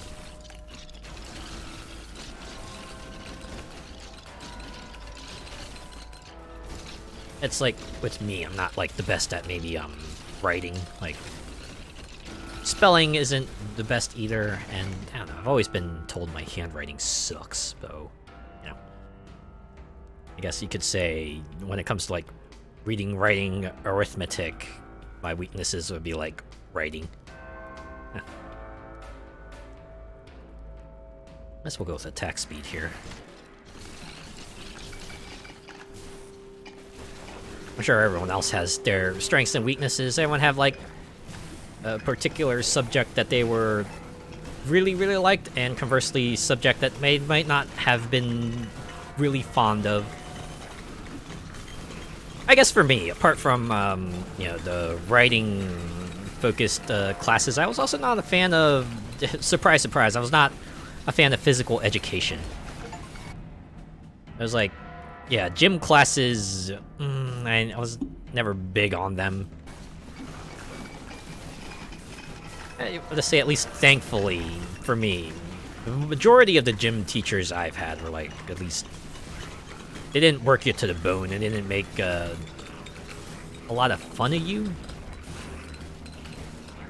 Which I know is, like, unfortunate thing to hear, but things were different back then. Hopefully they're better in some places now.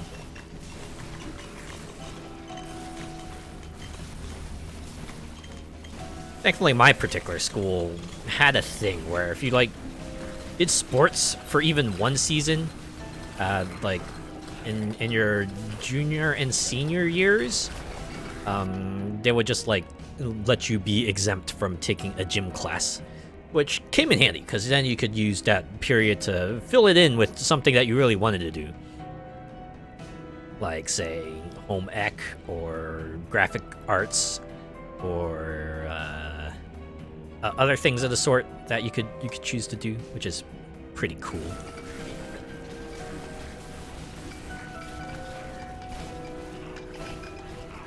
I think my college was actually kind of sort of similar.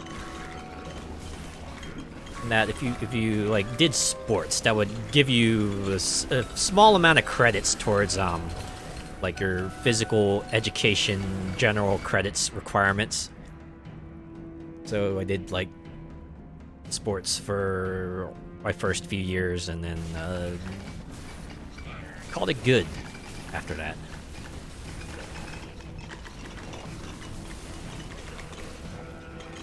Hey, don't get me wrong, I do like running around and having a reason to kind of throw a ball around, but it's not something I want to get, like, competitive about. I just want to do it as, like, a recreational thing.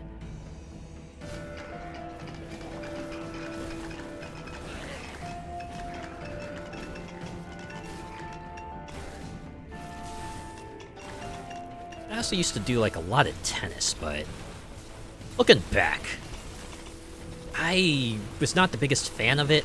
I only did it because my parents kept on forcing it on me. It was like, when I was a kid, when I was young, they would always make me go do the tennis program at our local park.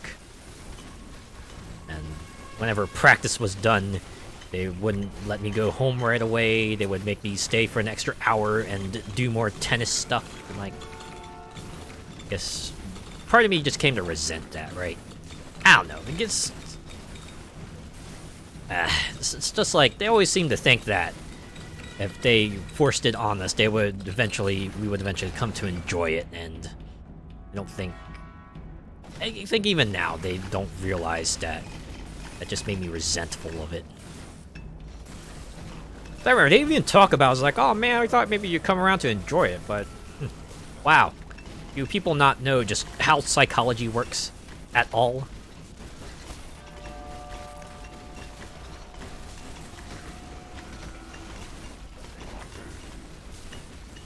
Sometimes I do feel like that, like maybe if things had been different, maybe I've had someone who's like maybe more supportive of what I actually wanted to do rather than just blatantly mock me for everything I liked. Maybe things might have been different. Ah, well. After a certain point, you just gotta kind of take control, right? You can always lament about what could have been, but at a certain point, you just have to kind of make do with what you've been given and try to forge your own path from there.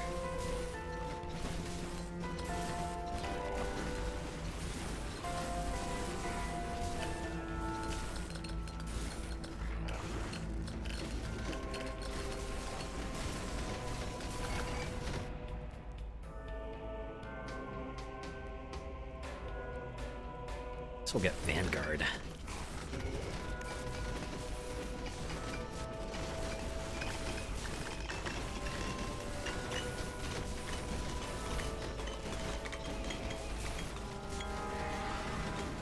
I got so many additional attacks down now. Sorceress is just shooting out 3 streams of fire sometimes instead of just like 2 or 1. You know, it's like even more damage. Well, I kind of had to get close to enemies, so it's a bit of a risk-reward component here now.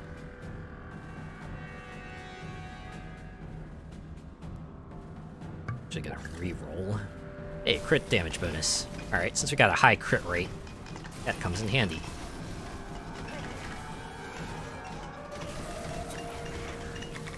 It's like every few seconds you just see a burst of enemies die. It's kind of fun.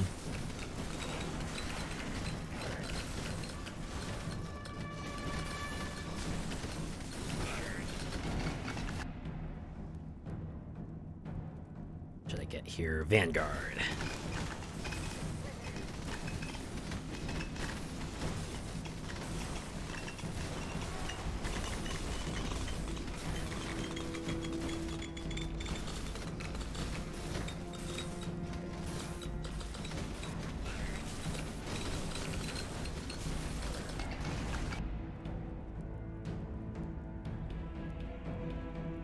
Man, what is with these upgrades just not giving me useful DPS things? I guess I'll take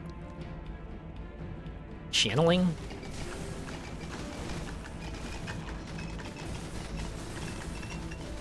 I wonder if this is like one of those things where they might benefit from showing up and down arrows on the ability, so you know, at least for the general upgrades, if a general upgrade will help benefit an ability or not, because I'm curious as to which abilities would benefit the most from duration. I can think of a few that would benefit, but I don't think I have any of those off the top of my head right now. Well, we are hitting the 6-minute mark here, so doing pretty well. 80% of the way there. This will get movement speed. Getting a little... Being able to kind of maneuver around a bit more swiftly will come in handy, I imagine. Ah, we do get the slimes that split. Fortunately, you also leave massive acid pools, so gotta be mindful of where I maneuver. Oh! And the mini-boss for this time period is kind of sort of annoying. We'll see if they show back up.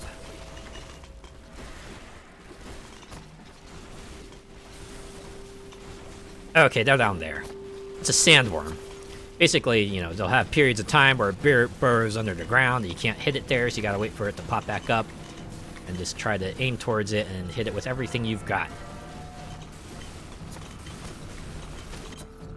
Oh, man. Unfortunately, since my flame breath is short range, it means I can't really smack it too hard.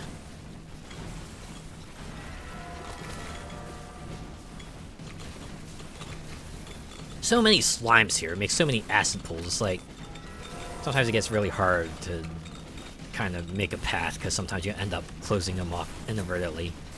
I don't think I'm going to be able to get past this one, sadly. Yeah, it's okay. We'll still get a fat stack of cash, and... Oh, I realize I have not used a well yet, either. I don't think I'm going to get to use it this run, sadly. Oh, wait. There it is. Well, that's how it be. Sometimes you take a risk, and sometimes you end up not... It ends up not paying off for you. Oh, well. We'll get them next time. We always will. Alright. I think I'll do one more run. Which one should I do it with? How about a swordsman? Actually, a swordsman. Also, I like how this guy is just shirtless, right? The only thing he's wearing on top is a scabbard and one pauldron. Very... I think if this guy was like more stockily built, might justify his appearance, but I shouldn't say that. Very, very, very barbarian-esque in the way he looks. So that works well enough.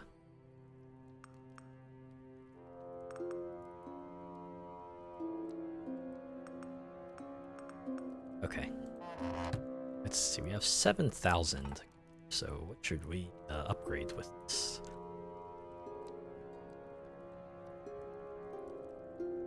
Maybe we should go with like range and AoE. Yeah, like this one. Just make it 40%. Oop. Why did I do refund all? Oh, it's okay. That won't be too hard to kind of get this back up to where it was before. Spent a lot of money. It's upgrades though.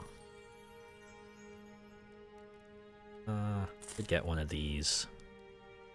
I think we'll max out attack range. That at 3 for now. This also at 3, 2, 21,000 still. Ooh.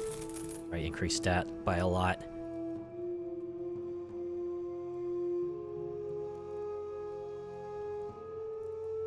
Did I do fire damage? Guess we'll do at least 2 of that in the fire damage.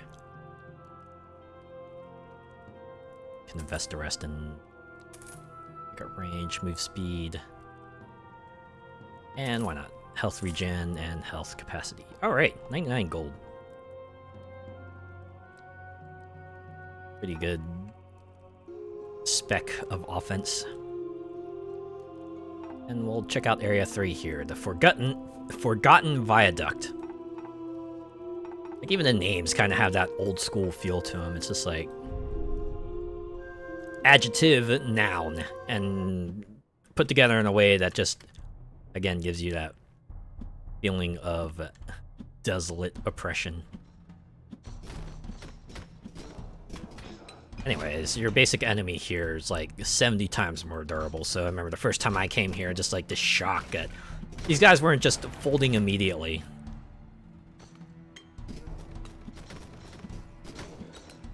Definitely the kind of thing where it's like, oh wait, we're probably getting beef gated here. Alright, I'll just have to swing back around later once I've gotten more upgrades. So now I can kill him at a decent clip. It's not one shot still, but you know, it's definitely not just a wall of enemies like it was before.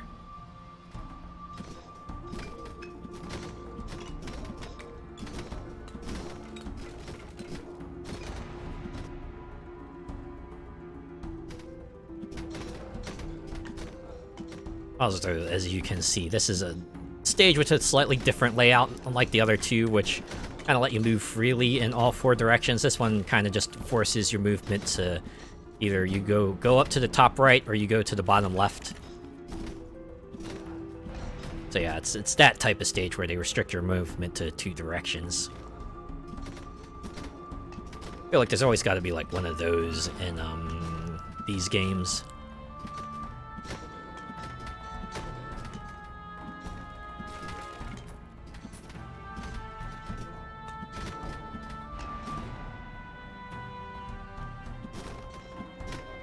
Like Transfixion synergizes really well with Swordsman because their attack range is somewhat similar, so Right, Transfixion softens him up, and then the Sword Strike kind of deals more damage and just carves him up good.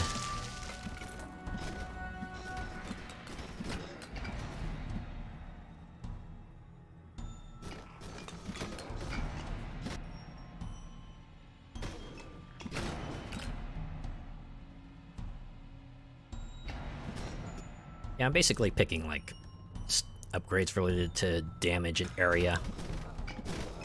That way they can hit harder and hit more people. Ah, man. Nothing related to that. Alright, let's re-roll.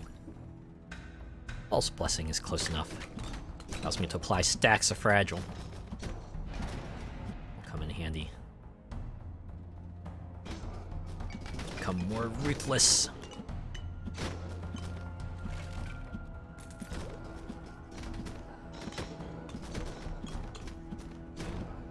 Basically, my strategy for this level is just kind of weave back and forth to kill all the enemies that show up in a line. Allows me to maximize the amount of XP I get from this.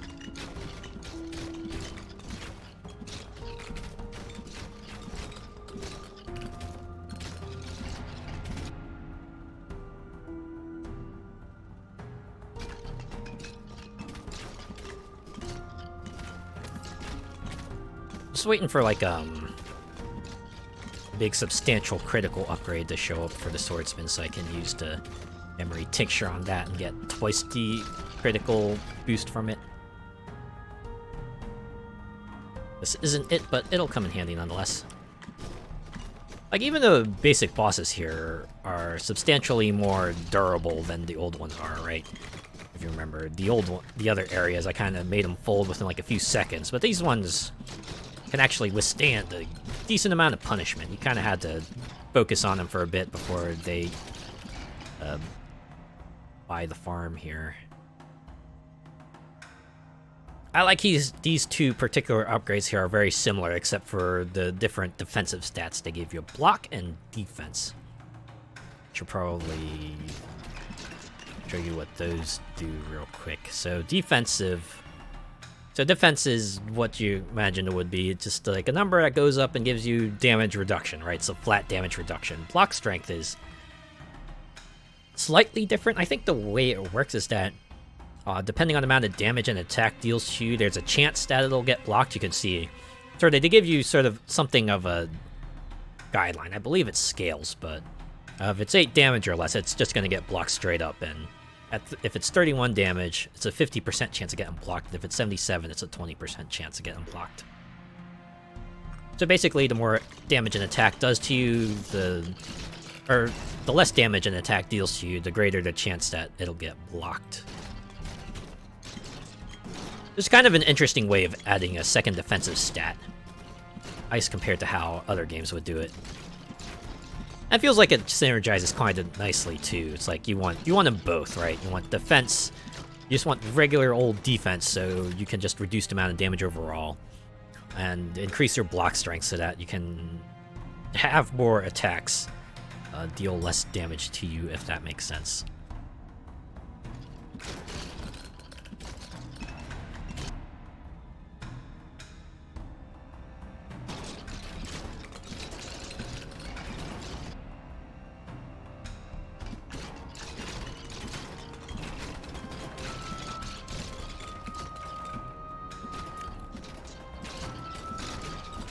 Anyways, we moved on from the big durable fellas to back to skeletons for some reason.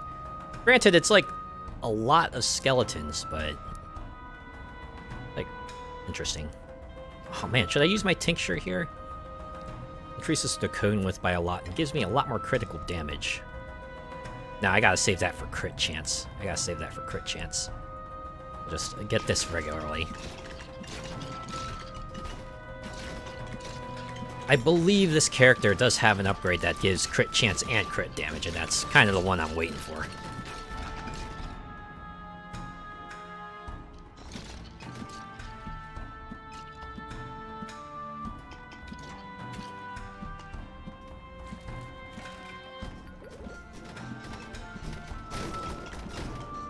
Anyways, enough skeletons. Let's get back to these really durable ghost guards. Remember those? We're just gonna throw them back at you. And throw more of them at you. I like how they turn around. It's like, oh wait, they're walking in the other direction. Get them. That's a boss that shows up when you get close enough. Ooh. Meteor Strike. I don't think I've seen this one before. Fires 3 projectiles in an arc in a random direction, aims with a certain distance range. Oh. It explodes when it hits the ground and deals area damage. Okay, so it's kind of like a grenade launcher. I don't know.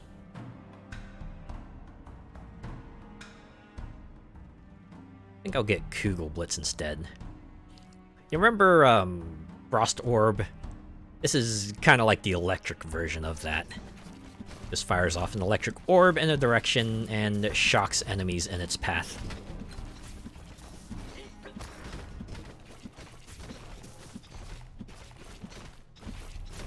Anyways, this boss is like falling pretty quickly. Saw that purple AoE effect, but I didn't react to it soon enough.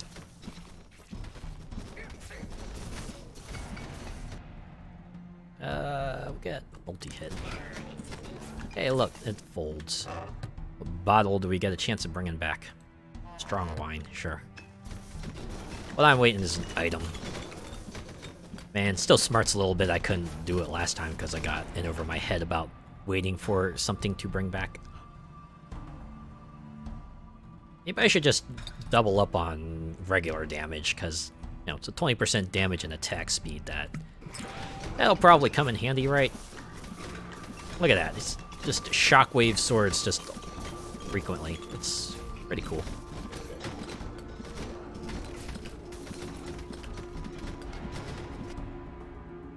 I've got attack speed for transfixion.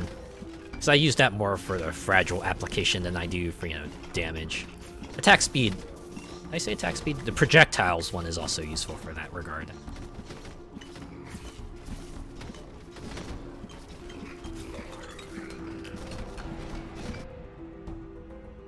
Oh, man.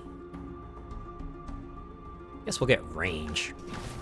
I think that helps the main weapon just reach out a little further, so that's cool.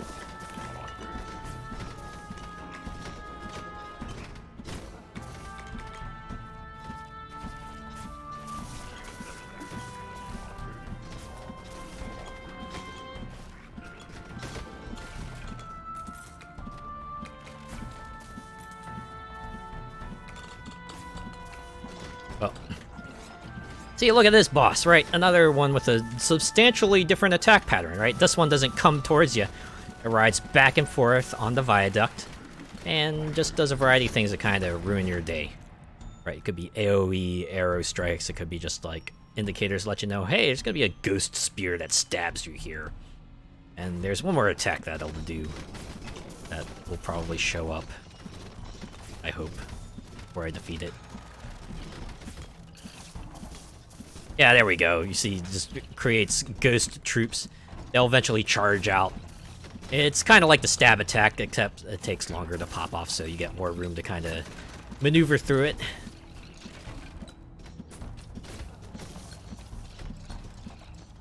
Anyways, this guy has hella range. I'm kind of smacking this Ghost Rider here, even though I'm very far away from them. That's pretty rad. Uh-oh. Ghost troops gotta get out of the way. Haha, you were charged in the wrong direction, you fool. I was on the other side. That was my after image. Even though I didn't have an after image, you hit my after image.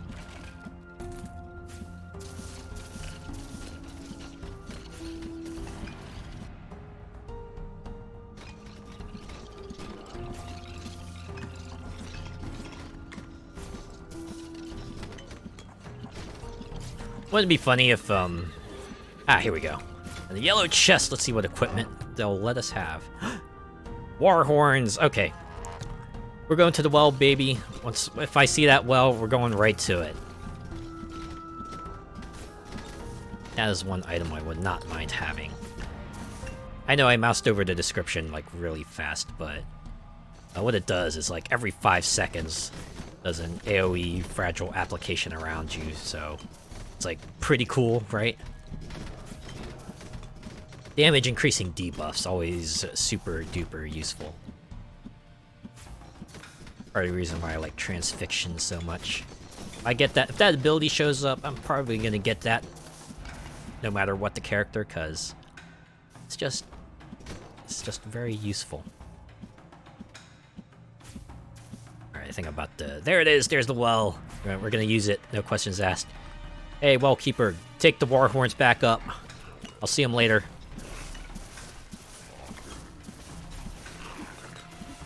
And now we'll continue making our way towards the scroll on top, so we can get ourselves another ability. Range.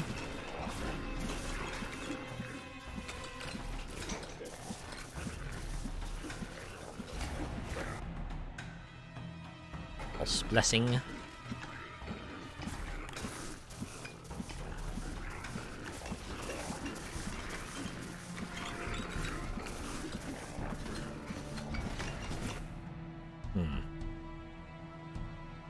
Alright, I know I made a big talk about how I like to focus on offense over defense, but I feel like for melee-oriented characters, you kind of want a little bit at least, right?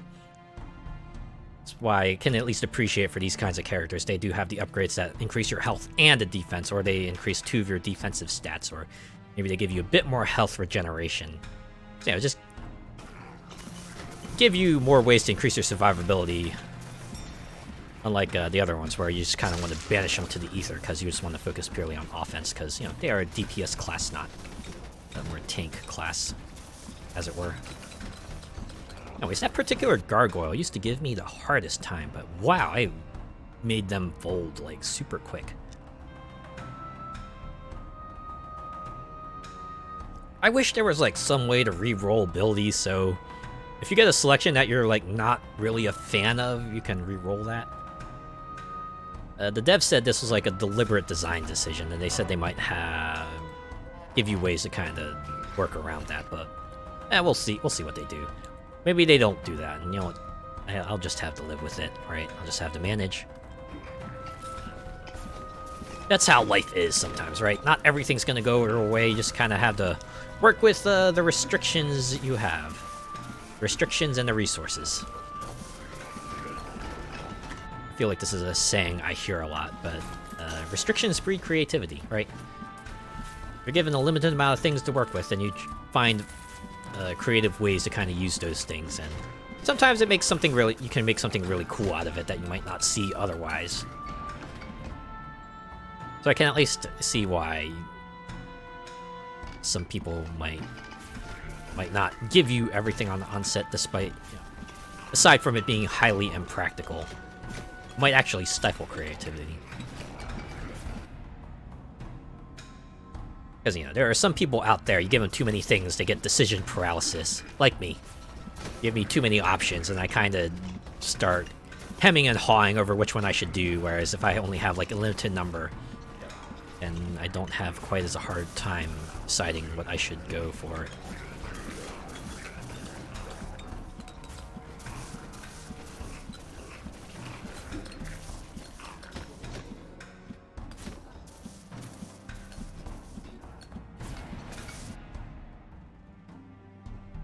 I guess I'll increase my sword's damage. It is kind of cracked at the moment. You know what? Let's see the stats real quick. What is that doing? I think this Viaduct is my weapon. Yeah, highest DPS, and amazingly enough, Transfixion also kind of putting in some work.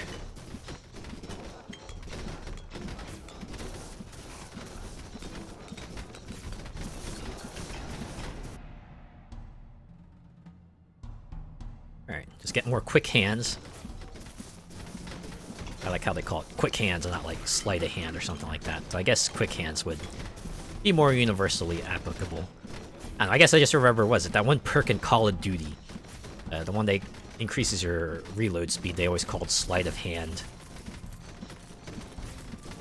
I guess it's... they do that because... I don't know, it feels flavorful in a way, because imagine Being able to kind of swiftly maneuver cards around and stuff would somehow give you the ability to change mags / clips in your weapon faster. I guess that's their justification for that. Alright, I'm gonna get Lightning Strike. Since that hits enemies, it's just gonna deal damage, and you know what? It's always good, because maybe if I get around to them later, I can really take them out, because they've been softened up by the Lightning Strike earlier.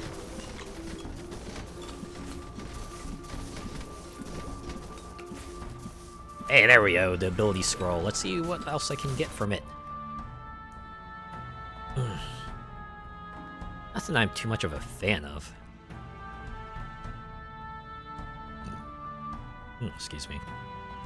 Guess I'll get Phantom Needles. We haven't picked that one up. Then again, we haven't picked up Radiant Aura either. It's not like either of those do anything exciting. See, you can see the kind of purple projectiles coming out. That's the needles. It's like a machine gun of sorts, I guess. Alright, maybe I should swing back around to the love. Just pick up stuff along the way.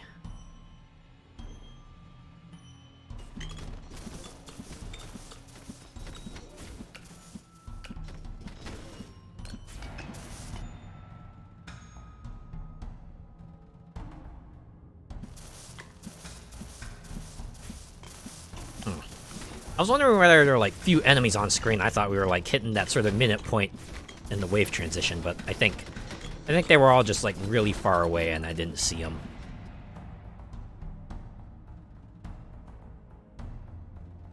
I guess we'll get Ruthlessness, because hey, it's crit damage.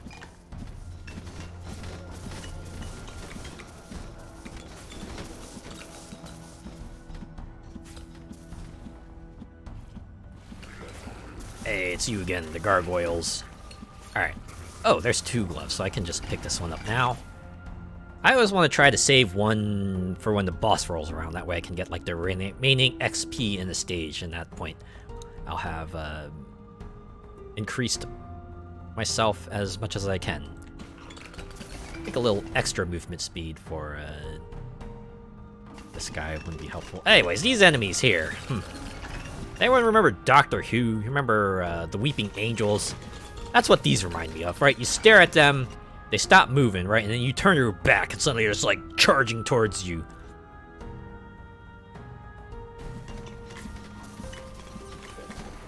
Yeah, I had my cousins who were like super into Doctor Who for a period, and they were like, yeah, you gotta watch that episode where they first introduced the Weeping Angels, because it's like really cool.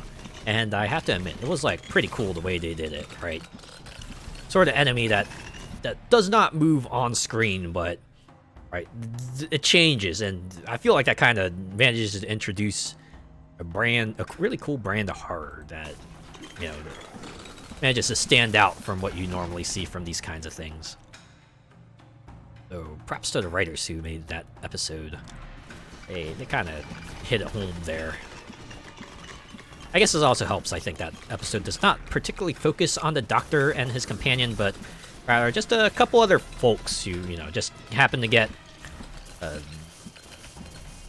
guess they don't like, you know, they help him out, right? It's not like they assist him, but not directly, right? The episode's like way more about the people kind of around it, and the Doctor is just a means to an end, really. Oh, it's great when, you know, you reach the end of the episode, you hear a bunch of non sequiturs about stuff they do, and then the character realizes, oh wait, in order for this entire thing to work, I gotta give the Doctor this thing that I got earlier. So, you know, just put a nice little bow on everything. But yeah, I think there's a reason why people remember that one fondly, is because the particular enemy is a very unique one that they managed to make a very legitimate menace out of, in a unique way too. So it's pretty cool. I have to admit, apart from that, I really didn't go out of my way to watch Doctor Who episodes. Like, if they brought it up, right? If someone were to like put it on TV, I would watch it and enjoy it just fine. But I didn't actively seek it out. I feel like that's like me with most of the series that I usually watch. It's like if someone puts it on, I'll usually just watch it and have a good time with it, but I'm not going to seek out more most of the time. I think it mostly has to do with my tastes versus theirs, and you know what? I'm fine with that. And they're usually fine with that too. They don't give me too much grief about it.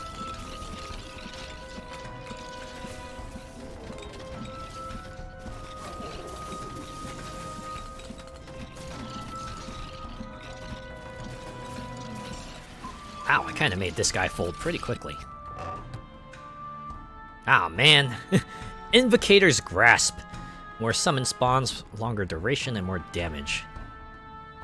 This is useful for, like, one very specific build, but it is extremely useful for that build.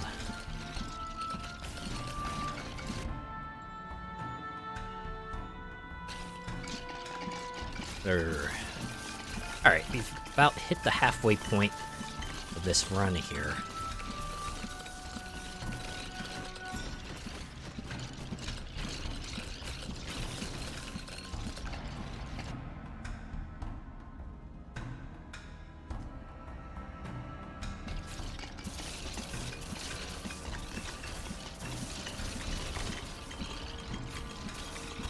Doing, like, surprisingly well. I feel like with the other two characters, at this point I've had like half health or something, but here I've only lost like 50 and I'm regenerating a good clip. Maybe it's because I actually bothered to pick up some health upgrades rather than just like banishing them all together. And again, this, as I said before, this particular character has traits that just package two defensive stats in one, which makes it a bit more enticing. Right, it's not like you're just getting a wimpy-ass 30 plus 30 health. You're actually getting like 50 health plus a little extra defense on top of that, and that makes all the difference, right? Even here, right, even the base-ass health upgrade's like 70. So even if you get this, you're still getting a lot more than you would if you pick this as an archer or something, for example. I'm actually going to go with Dragon's Breath here.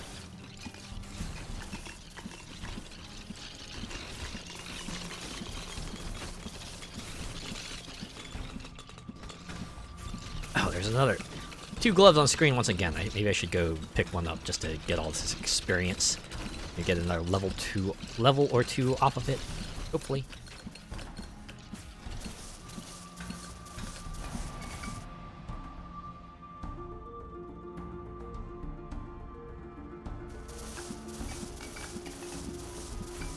I forgot to check and see if the Halls of Torment soundtrack is out. I feel like this would make decent background music for if you just need to do other work, right? It's not, like, bombastic and in your face. It's got enough of a passive feel to it. Admittedly, it's like, you know, maybe not as upbeat, but I'm guessing if you're working, you probably don't want that kind of music anyway.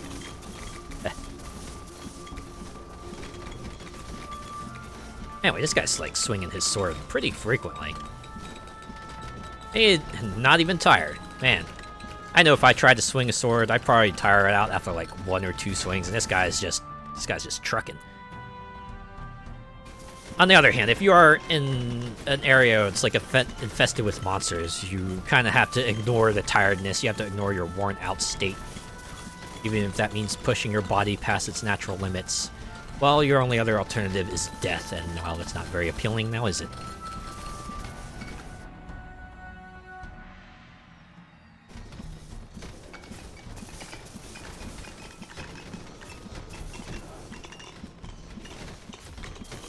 Anyways, there's a lot of these enemies here, so it's a lot of experience. We're about to reach level 68. Or is it 67? I think it's 68. There we go. Yeah, level 68. Can I just reroll? Let's reroll. Hey, slightly better Another one here. Dragon's Breath. Get more flame walls out there.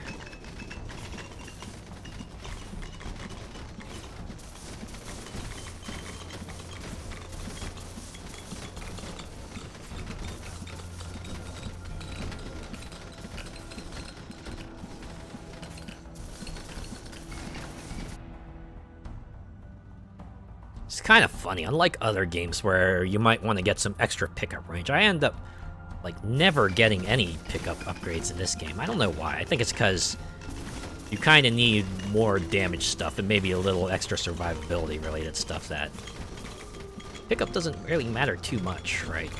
It's like never at a point where you need to get a lot of them really quickly, especially, you know, you got the hands, and they let you know where the hands are, so you can decide to sort of, you know, time your pickups there, like that. Really gotta pay attention to those Weeping Angels. They do hit fairly hard, so you gotta either keep an eye on them.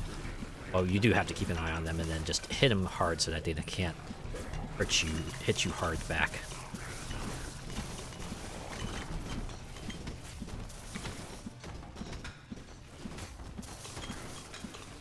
That's another one down. Ah, there we go. Explosive lightning strikes. Mega Man, eat your heart out. And again, her only skill was just explosion, so it's not like she did lightning explosion.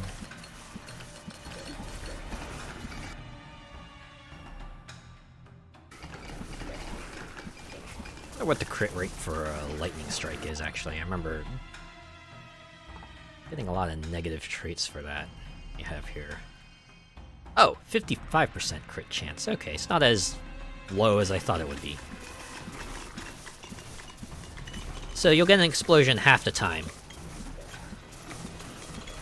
Half of the time, not in half the time. Man, English, why you gotta be so confusing sometimes? People always say English is like the most confusing language.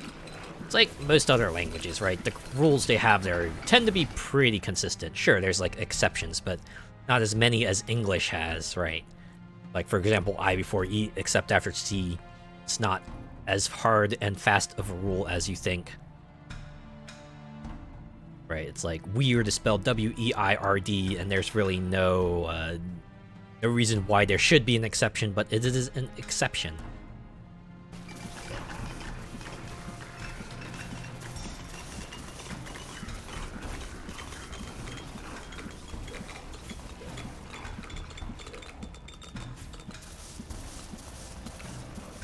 I think that might be like part of the reason why I don't do so well on it, because it's like, yeah, there's rules, but they kind of sort of don't apply half the time, so you just kind of have to know how words are spelled. Can't really wing it like you might be able to with other languages.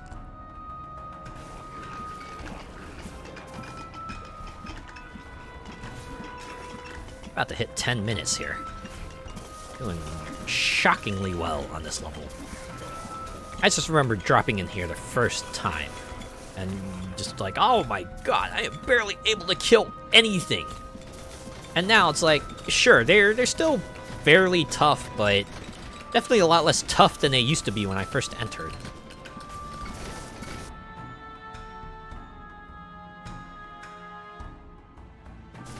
I guess that's like part of the fun with these kinds of games, right? You just go back, grind a little bit, get stronger, you come back, it's like, oh yeah, look at how much better everything is now that I'm able to kill them fast. At least kill them faster. Right, they're not overwhelming me like they used to. It's like the fruits of your labors. That's why these kinds of games can be satisfying, right? You make the number go up and then you see the effects of those numbers, and that gives you that. Would that be a dopamine rush? Would that be like your rush of dopamine?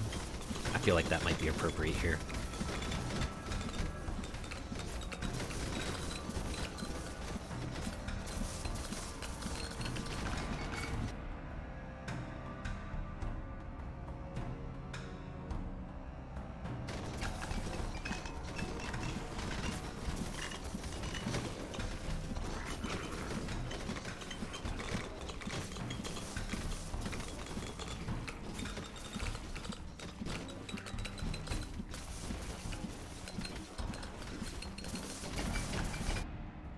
I just realized I have not given any upgrades to Kugel Blitz at all. Maybe I should give at least 3 of it. It can pull a little weight, just make it fire more frequently. I guess I could use it more for its like electrify applications than anything. So I get more Kugel Blitzes out there, it'll come in handy. We'll actually make those Phantom Needles launch out a bit further.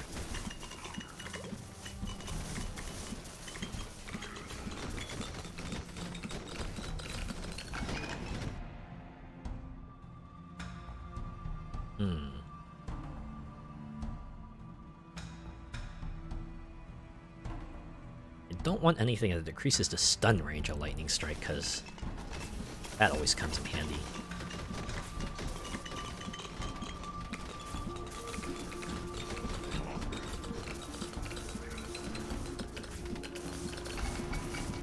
It's a thing about games like these, right? It's not just about the numbers, it's about how much of an area of effect your attacks have.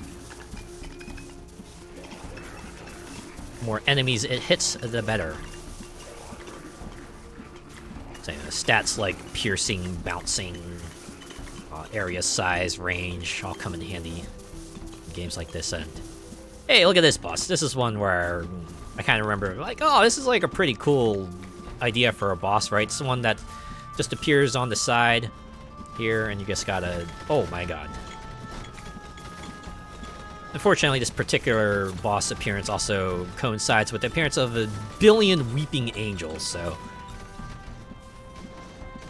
you combine them together and it becomes like an absolute nightmare to deal with. So they come from all sides too, so it's not like you can just look at one area and just keep them at bay. No, you gotta maneuver your way around them while keeping specific ones stunned so that you can...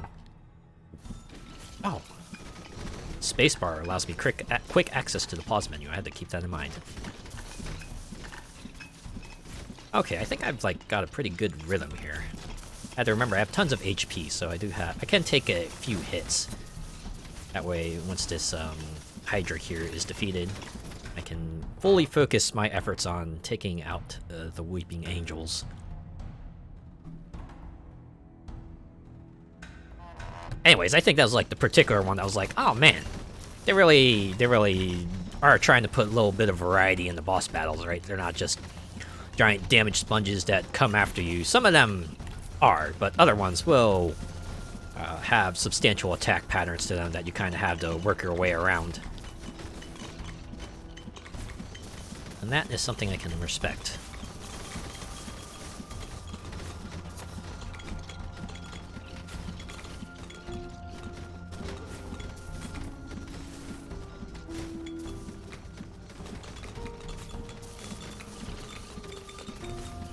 If I can survive the next, like, 5 seconds or so, the wave will roll over to a new composition. I can stop dealing with these Weeping Angels.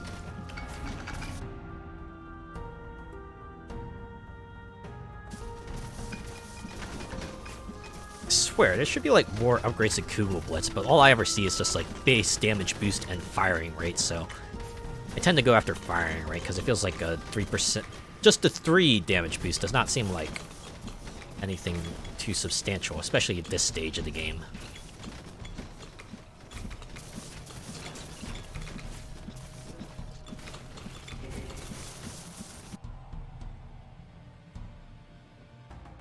Critical hits split needles into 2 new projectiles. Both new needles are strong as the original needle. Increases base damage by 15. That seems useful. I've never got that one before either. Oh my god.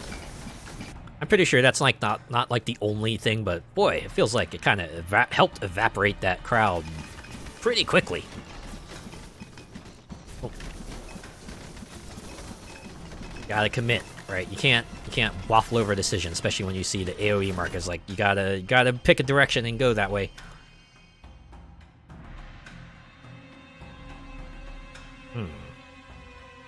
Guess we'll get Meteor Strike now. That's like all 6 abilities. Yeah, I've hit the 5-minute mark. The only reason I didn't get the other ones, because like we're about to hit the boss pretty soon, and since the boss is most of the time is just like a singular entity, being able to fire backwards is not as useful as one would hope.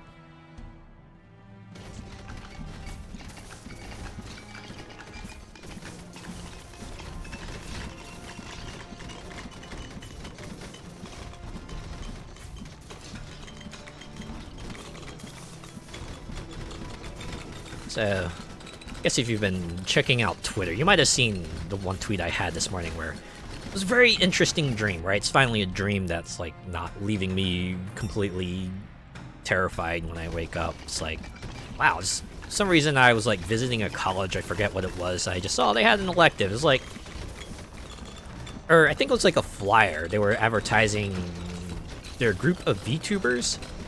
It was interesting, right? Because it was, like, part of elective where there's people who would take it would, like, do VTubing. I'm like, that's like a pretty interesting concept, especially with how it is. I wonder if there's like, maybe they're not like official classes, but I wouldn't be surprised if, you know, there were like maybe, say, student bodies that popped up that maybe started focusing on that kind of thing. If I remember correctly, there's like a thing in Japan where you know, they have something like that, where people can just kind of go and kind of like maybe dip their toes into VTubing and try it out. And I imagine it being like similar to that, where you can maybe give it a go. I feel like it would have like a pretty fairly natural endpoint too, right? It's like, you know, when a student graduates from the college, then the character can kind of sort of graduate at that point too.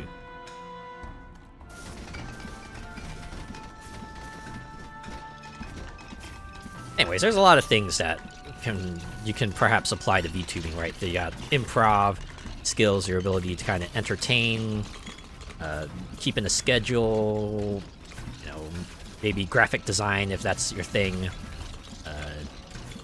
and of course gaming skills, right? There's like, you have like, you know, college esports teams. Why not like make VTubing like a college course, or at the very least an elective? I feel like there might be some people who'd be into that. Oh, there's like, you know, the technical stuff too, right? You know, having to figure out the programs. Maybe if you're like into model rigging, you do stuff like that. Or, you know, maybe graphic design. I think I already said that. Not just like you're creating your overlay and your assets, but if you do 3D models, maybe designing that too. There's a lot of things you could perhaps spin out of VTubing that would be meaningful for a college course. That's like pretty cool. I like that dream. I think the rest of the dream dealt with like other stuff, maybe not fully related to the VTubing, but that's the one that stuck out to me the most.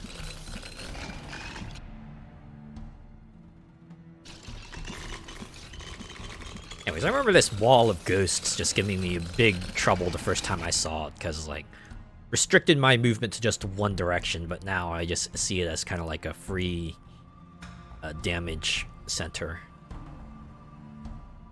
Guess I'll just get defensive stuff now. I feel like I don't need that much more piercing.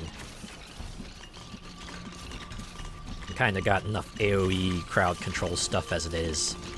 Might as well up my defense for when the boss rolls around.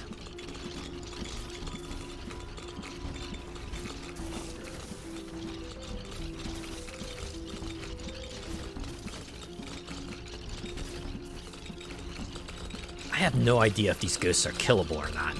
Although you can see their ranks have kind of sort of broken a bit, so I wonder if I just like manage to slow some of them down at some point.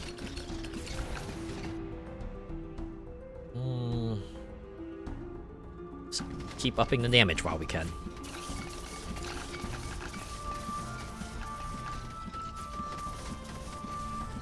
I do see experience in the back, so I don't know if that's just like other enemies I have killed back there. Oh, I'm getting a lot of achievements. I do remember people going, man, how am I supposed to deal like several 100,000 worth of damage when the enemies don't feel like they're able to withstand it? And then I remember people going, you don't have to do it all in stage 1. You can do it in stage 3, where the enemies are a lot more hardy. And you'll probably get your damage achievement there. Remember people going, this is probably something they should try to make clearer, right? Even if it's just something like get damage, and then maybe put in a little disclaimer. You can do this on any stage, right? It doesn't have to be stage 1. That would probably be helpful. Got so much attack rate on the Lightning Strike, I feel comfortable with giving a damage boost and taking an attack rate penalty. Alright, we're into the final minute. We're actually going to get to see the final boss of this area. Whether I'll be able to defeat it or not is a completely different story. I think I have my revive on hand still, so at the very least there's that. I don't know if they let you know how many revives you have. That would have been useful to have, but well. Such is life. Yeah, you know, more lightning strikes, why not? I don't know if the lightning strikes will only ever hit different targets, or if they can actually like double up on the singular target if there's just one on screen. I hope the latter is the case, because that would make it very, very, very useful. Alright, I really can't maneuver all that much. Just so density of enemies is high enough and I'm not killing them fast enough anymore.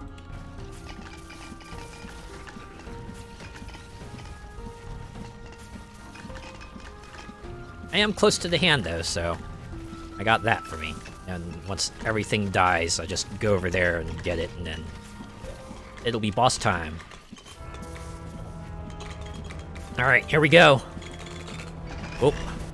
I do like how you kind of get that sort of red action lines around the edge of the screen just as a visual indicator to let you know, hey, the boss is here, prepare yourself.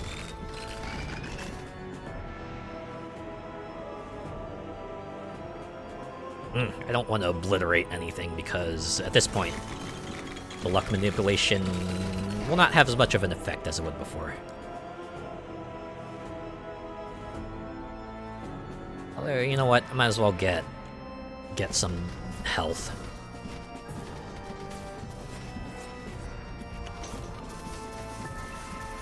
Anyways, this guy's like surprisingly straightforward. They have 3 attacks, or 4. And most of them have like pretty easy ways to kind of juke around them. So as long as you're adept at dodging the attacks, this guy's like pretty easy to fell. Still a damage sponge, so you gotta kind of deal with it for a long time. But other than that, no big gimmicks.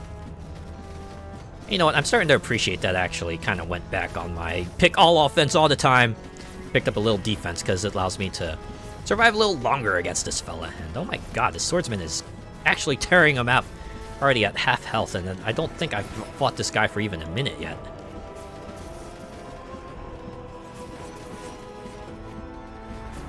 But even then, you notice that the patterns are very different from the first end run boss that we fought. So that's pretty cool. I think having all the fragility stacks helps too. Because this means even more damage.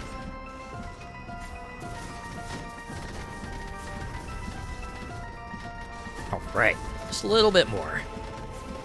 If I remember correctly, there's like no additional gimmicks to it either, so it's not gonna have a mode 2 where he suddenly comes back and hits even harder. You just deplete that life bar the first time and you win. That's it.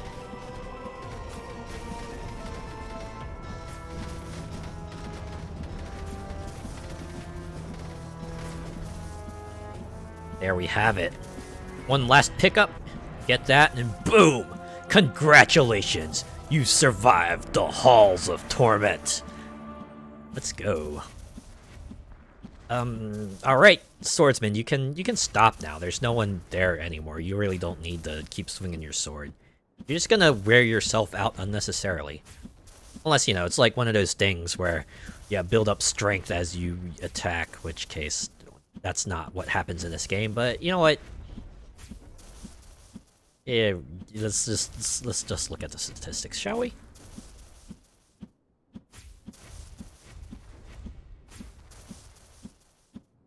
Right, so our Echoing Band actually manages to pull up a substantial amount of AoE damage here. Transfixion, also a surprising amount of damage. The Zweihander, MVP. I feel like the main weapon is always going to be MVP, because the degree of upgrades you get for it are super useful. I guess that's appreciated, because it feels like most other games, your starting weapon usually falls off because the stuff you pick up later just is that much better. So in this case, I can appreciate that they actually managed to make your main weapon remain relevant. The Kugel Blitz didn't even break 7 digits. Dragon's Breath put out a fair amount of damage. And our burn damage, we did a lot of it. Lightning Strike, decent amount of damage too. Phantom Needle's good amount of damage. Meteor, despite only having it for like 5 minutes, managed to break 7 digits. Maybe I should have gotten this earlier. Anyways, let us return to camp here. Let the Swordsman rest, finally. Sorry. Alright, let's do one more run around the camp.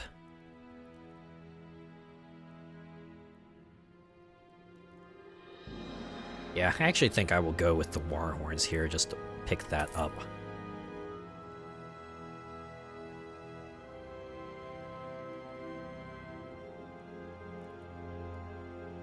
So yeah, we won't get any new blessings, but that's okay. It's an offense-focused helm.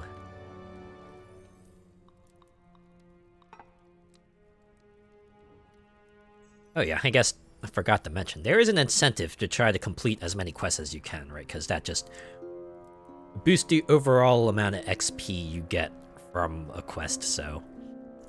I think they said they were actually looking to kind of nerf the rate at which completed quests give you an XP boost, because they acknowledge, yeah, we're probably going to put out more areas, more characters, that's just going to have a lot more achievements, so you don't want this to spiral out of control too quick. Which, okay, I get it. I think right now it's like 0.5% additional XP, but they're changing it to 0.33. So it's not too bad, but hopefully it'll help them stem the tide. To be honest, I wouldn't be too surprised if they had to decrease it even further later on, maybe to like 0.25 or maybe even 0.16. Yeah, we'll see. There's plenty of time for it to kind of build itself out. Anyways, this has been a look at Halls of Torment. You can kind of see why maybe it got the appeal it did. Right, it evokes that sort of old school feel of Diablo and has a bunch of systems in there that kind of harken back to it, and the presentation that also harkens back to it. I am excited to see how this one will continue to develop. I want to see what new areas they will have, what the new stuff the bosses will bring. What new characters we'll get to mess with. Alright then, I think that will do it for this stream. We managed to get 1 win under our belt, so I feel good about that. Alright. Thank you everyone who came by to check me out. Whether you just looked or you chatted, I appreciate you all the same. I will return on Wednesday for Grid 2. Because it feels like we are kind of reaching a climax there, right? We hit the 3 major regions you see in racing games, and now we're kind of doing the big worldwide series, so... yeah, we'll see. We'll see if we can make an even bigger name for ourselves in the WSR. For now, we'll find someone to raid.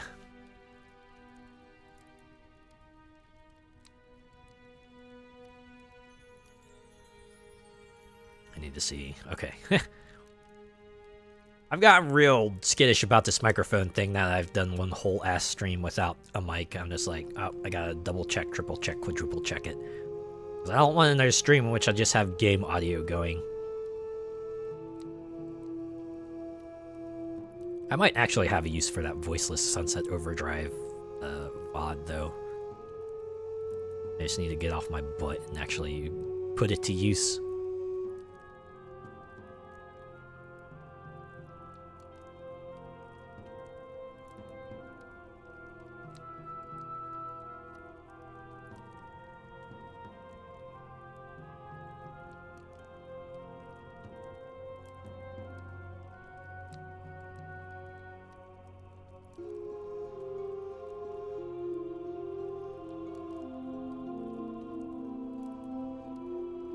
Man, I don't like the way Twitch is doing this new preview thing where they autoplay like the first video in the list. What is it with websites and making videos autoplay? Don't they realize that some people still run potato PCs and might not be able to run video, like just making them download resources unnecessarily is just going to turn people off on using the website?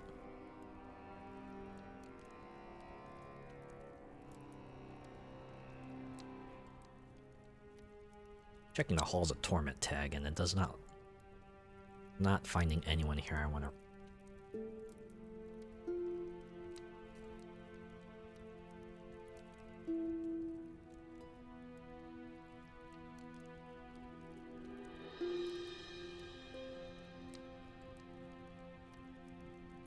Oh, I can always look elsewhere. No lack of streamers to raid into, that's for sure.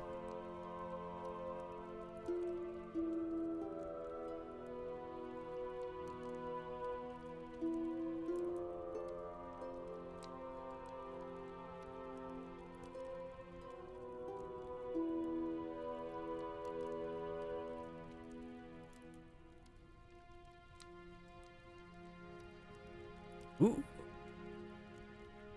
I might have found someone, but let's keep on looking for now. Streamed for a while. Problem with trying to raid into someone who streamed for a while, it's like you don't know if they're gonna start wrapping up, and it's like if you do raid into them and they're like, oh no, I was about to end the stream, I kind of feel bad for doing raid then, but well, I think that's the risk you take, huh?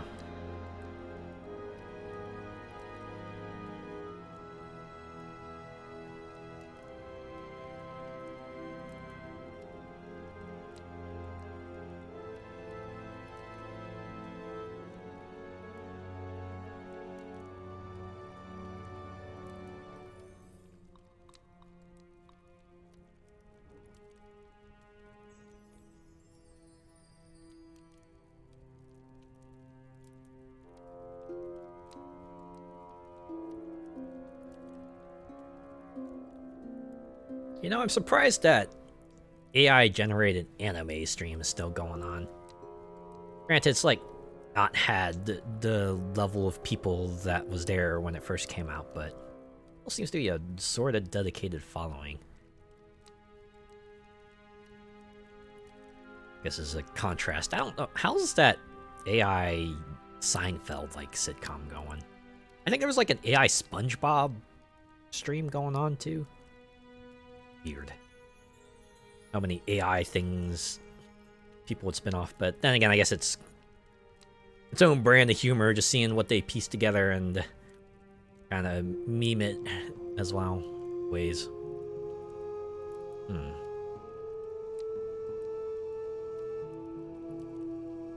Alright.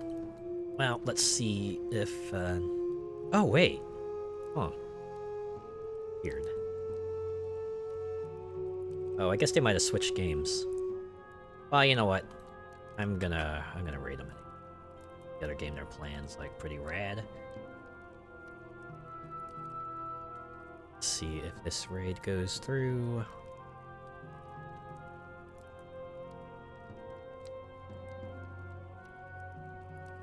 Let's.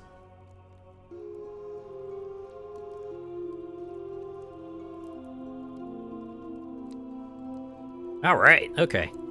So, Los Blanky is playing Legend of Zelda Tears of the Kingdom.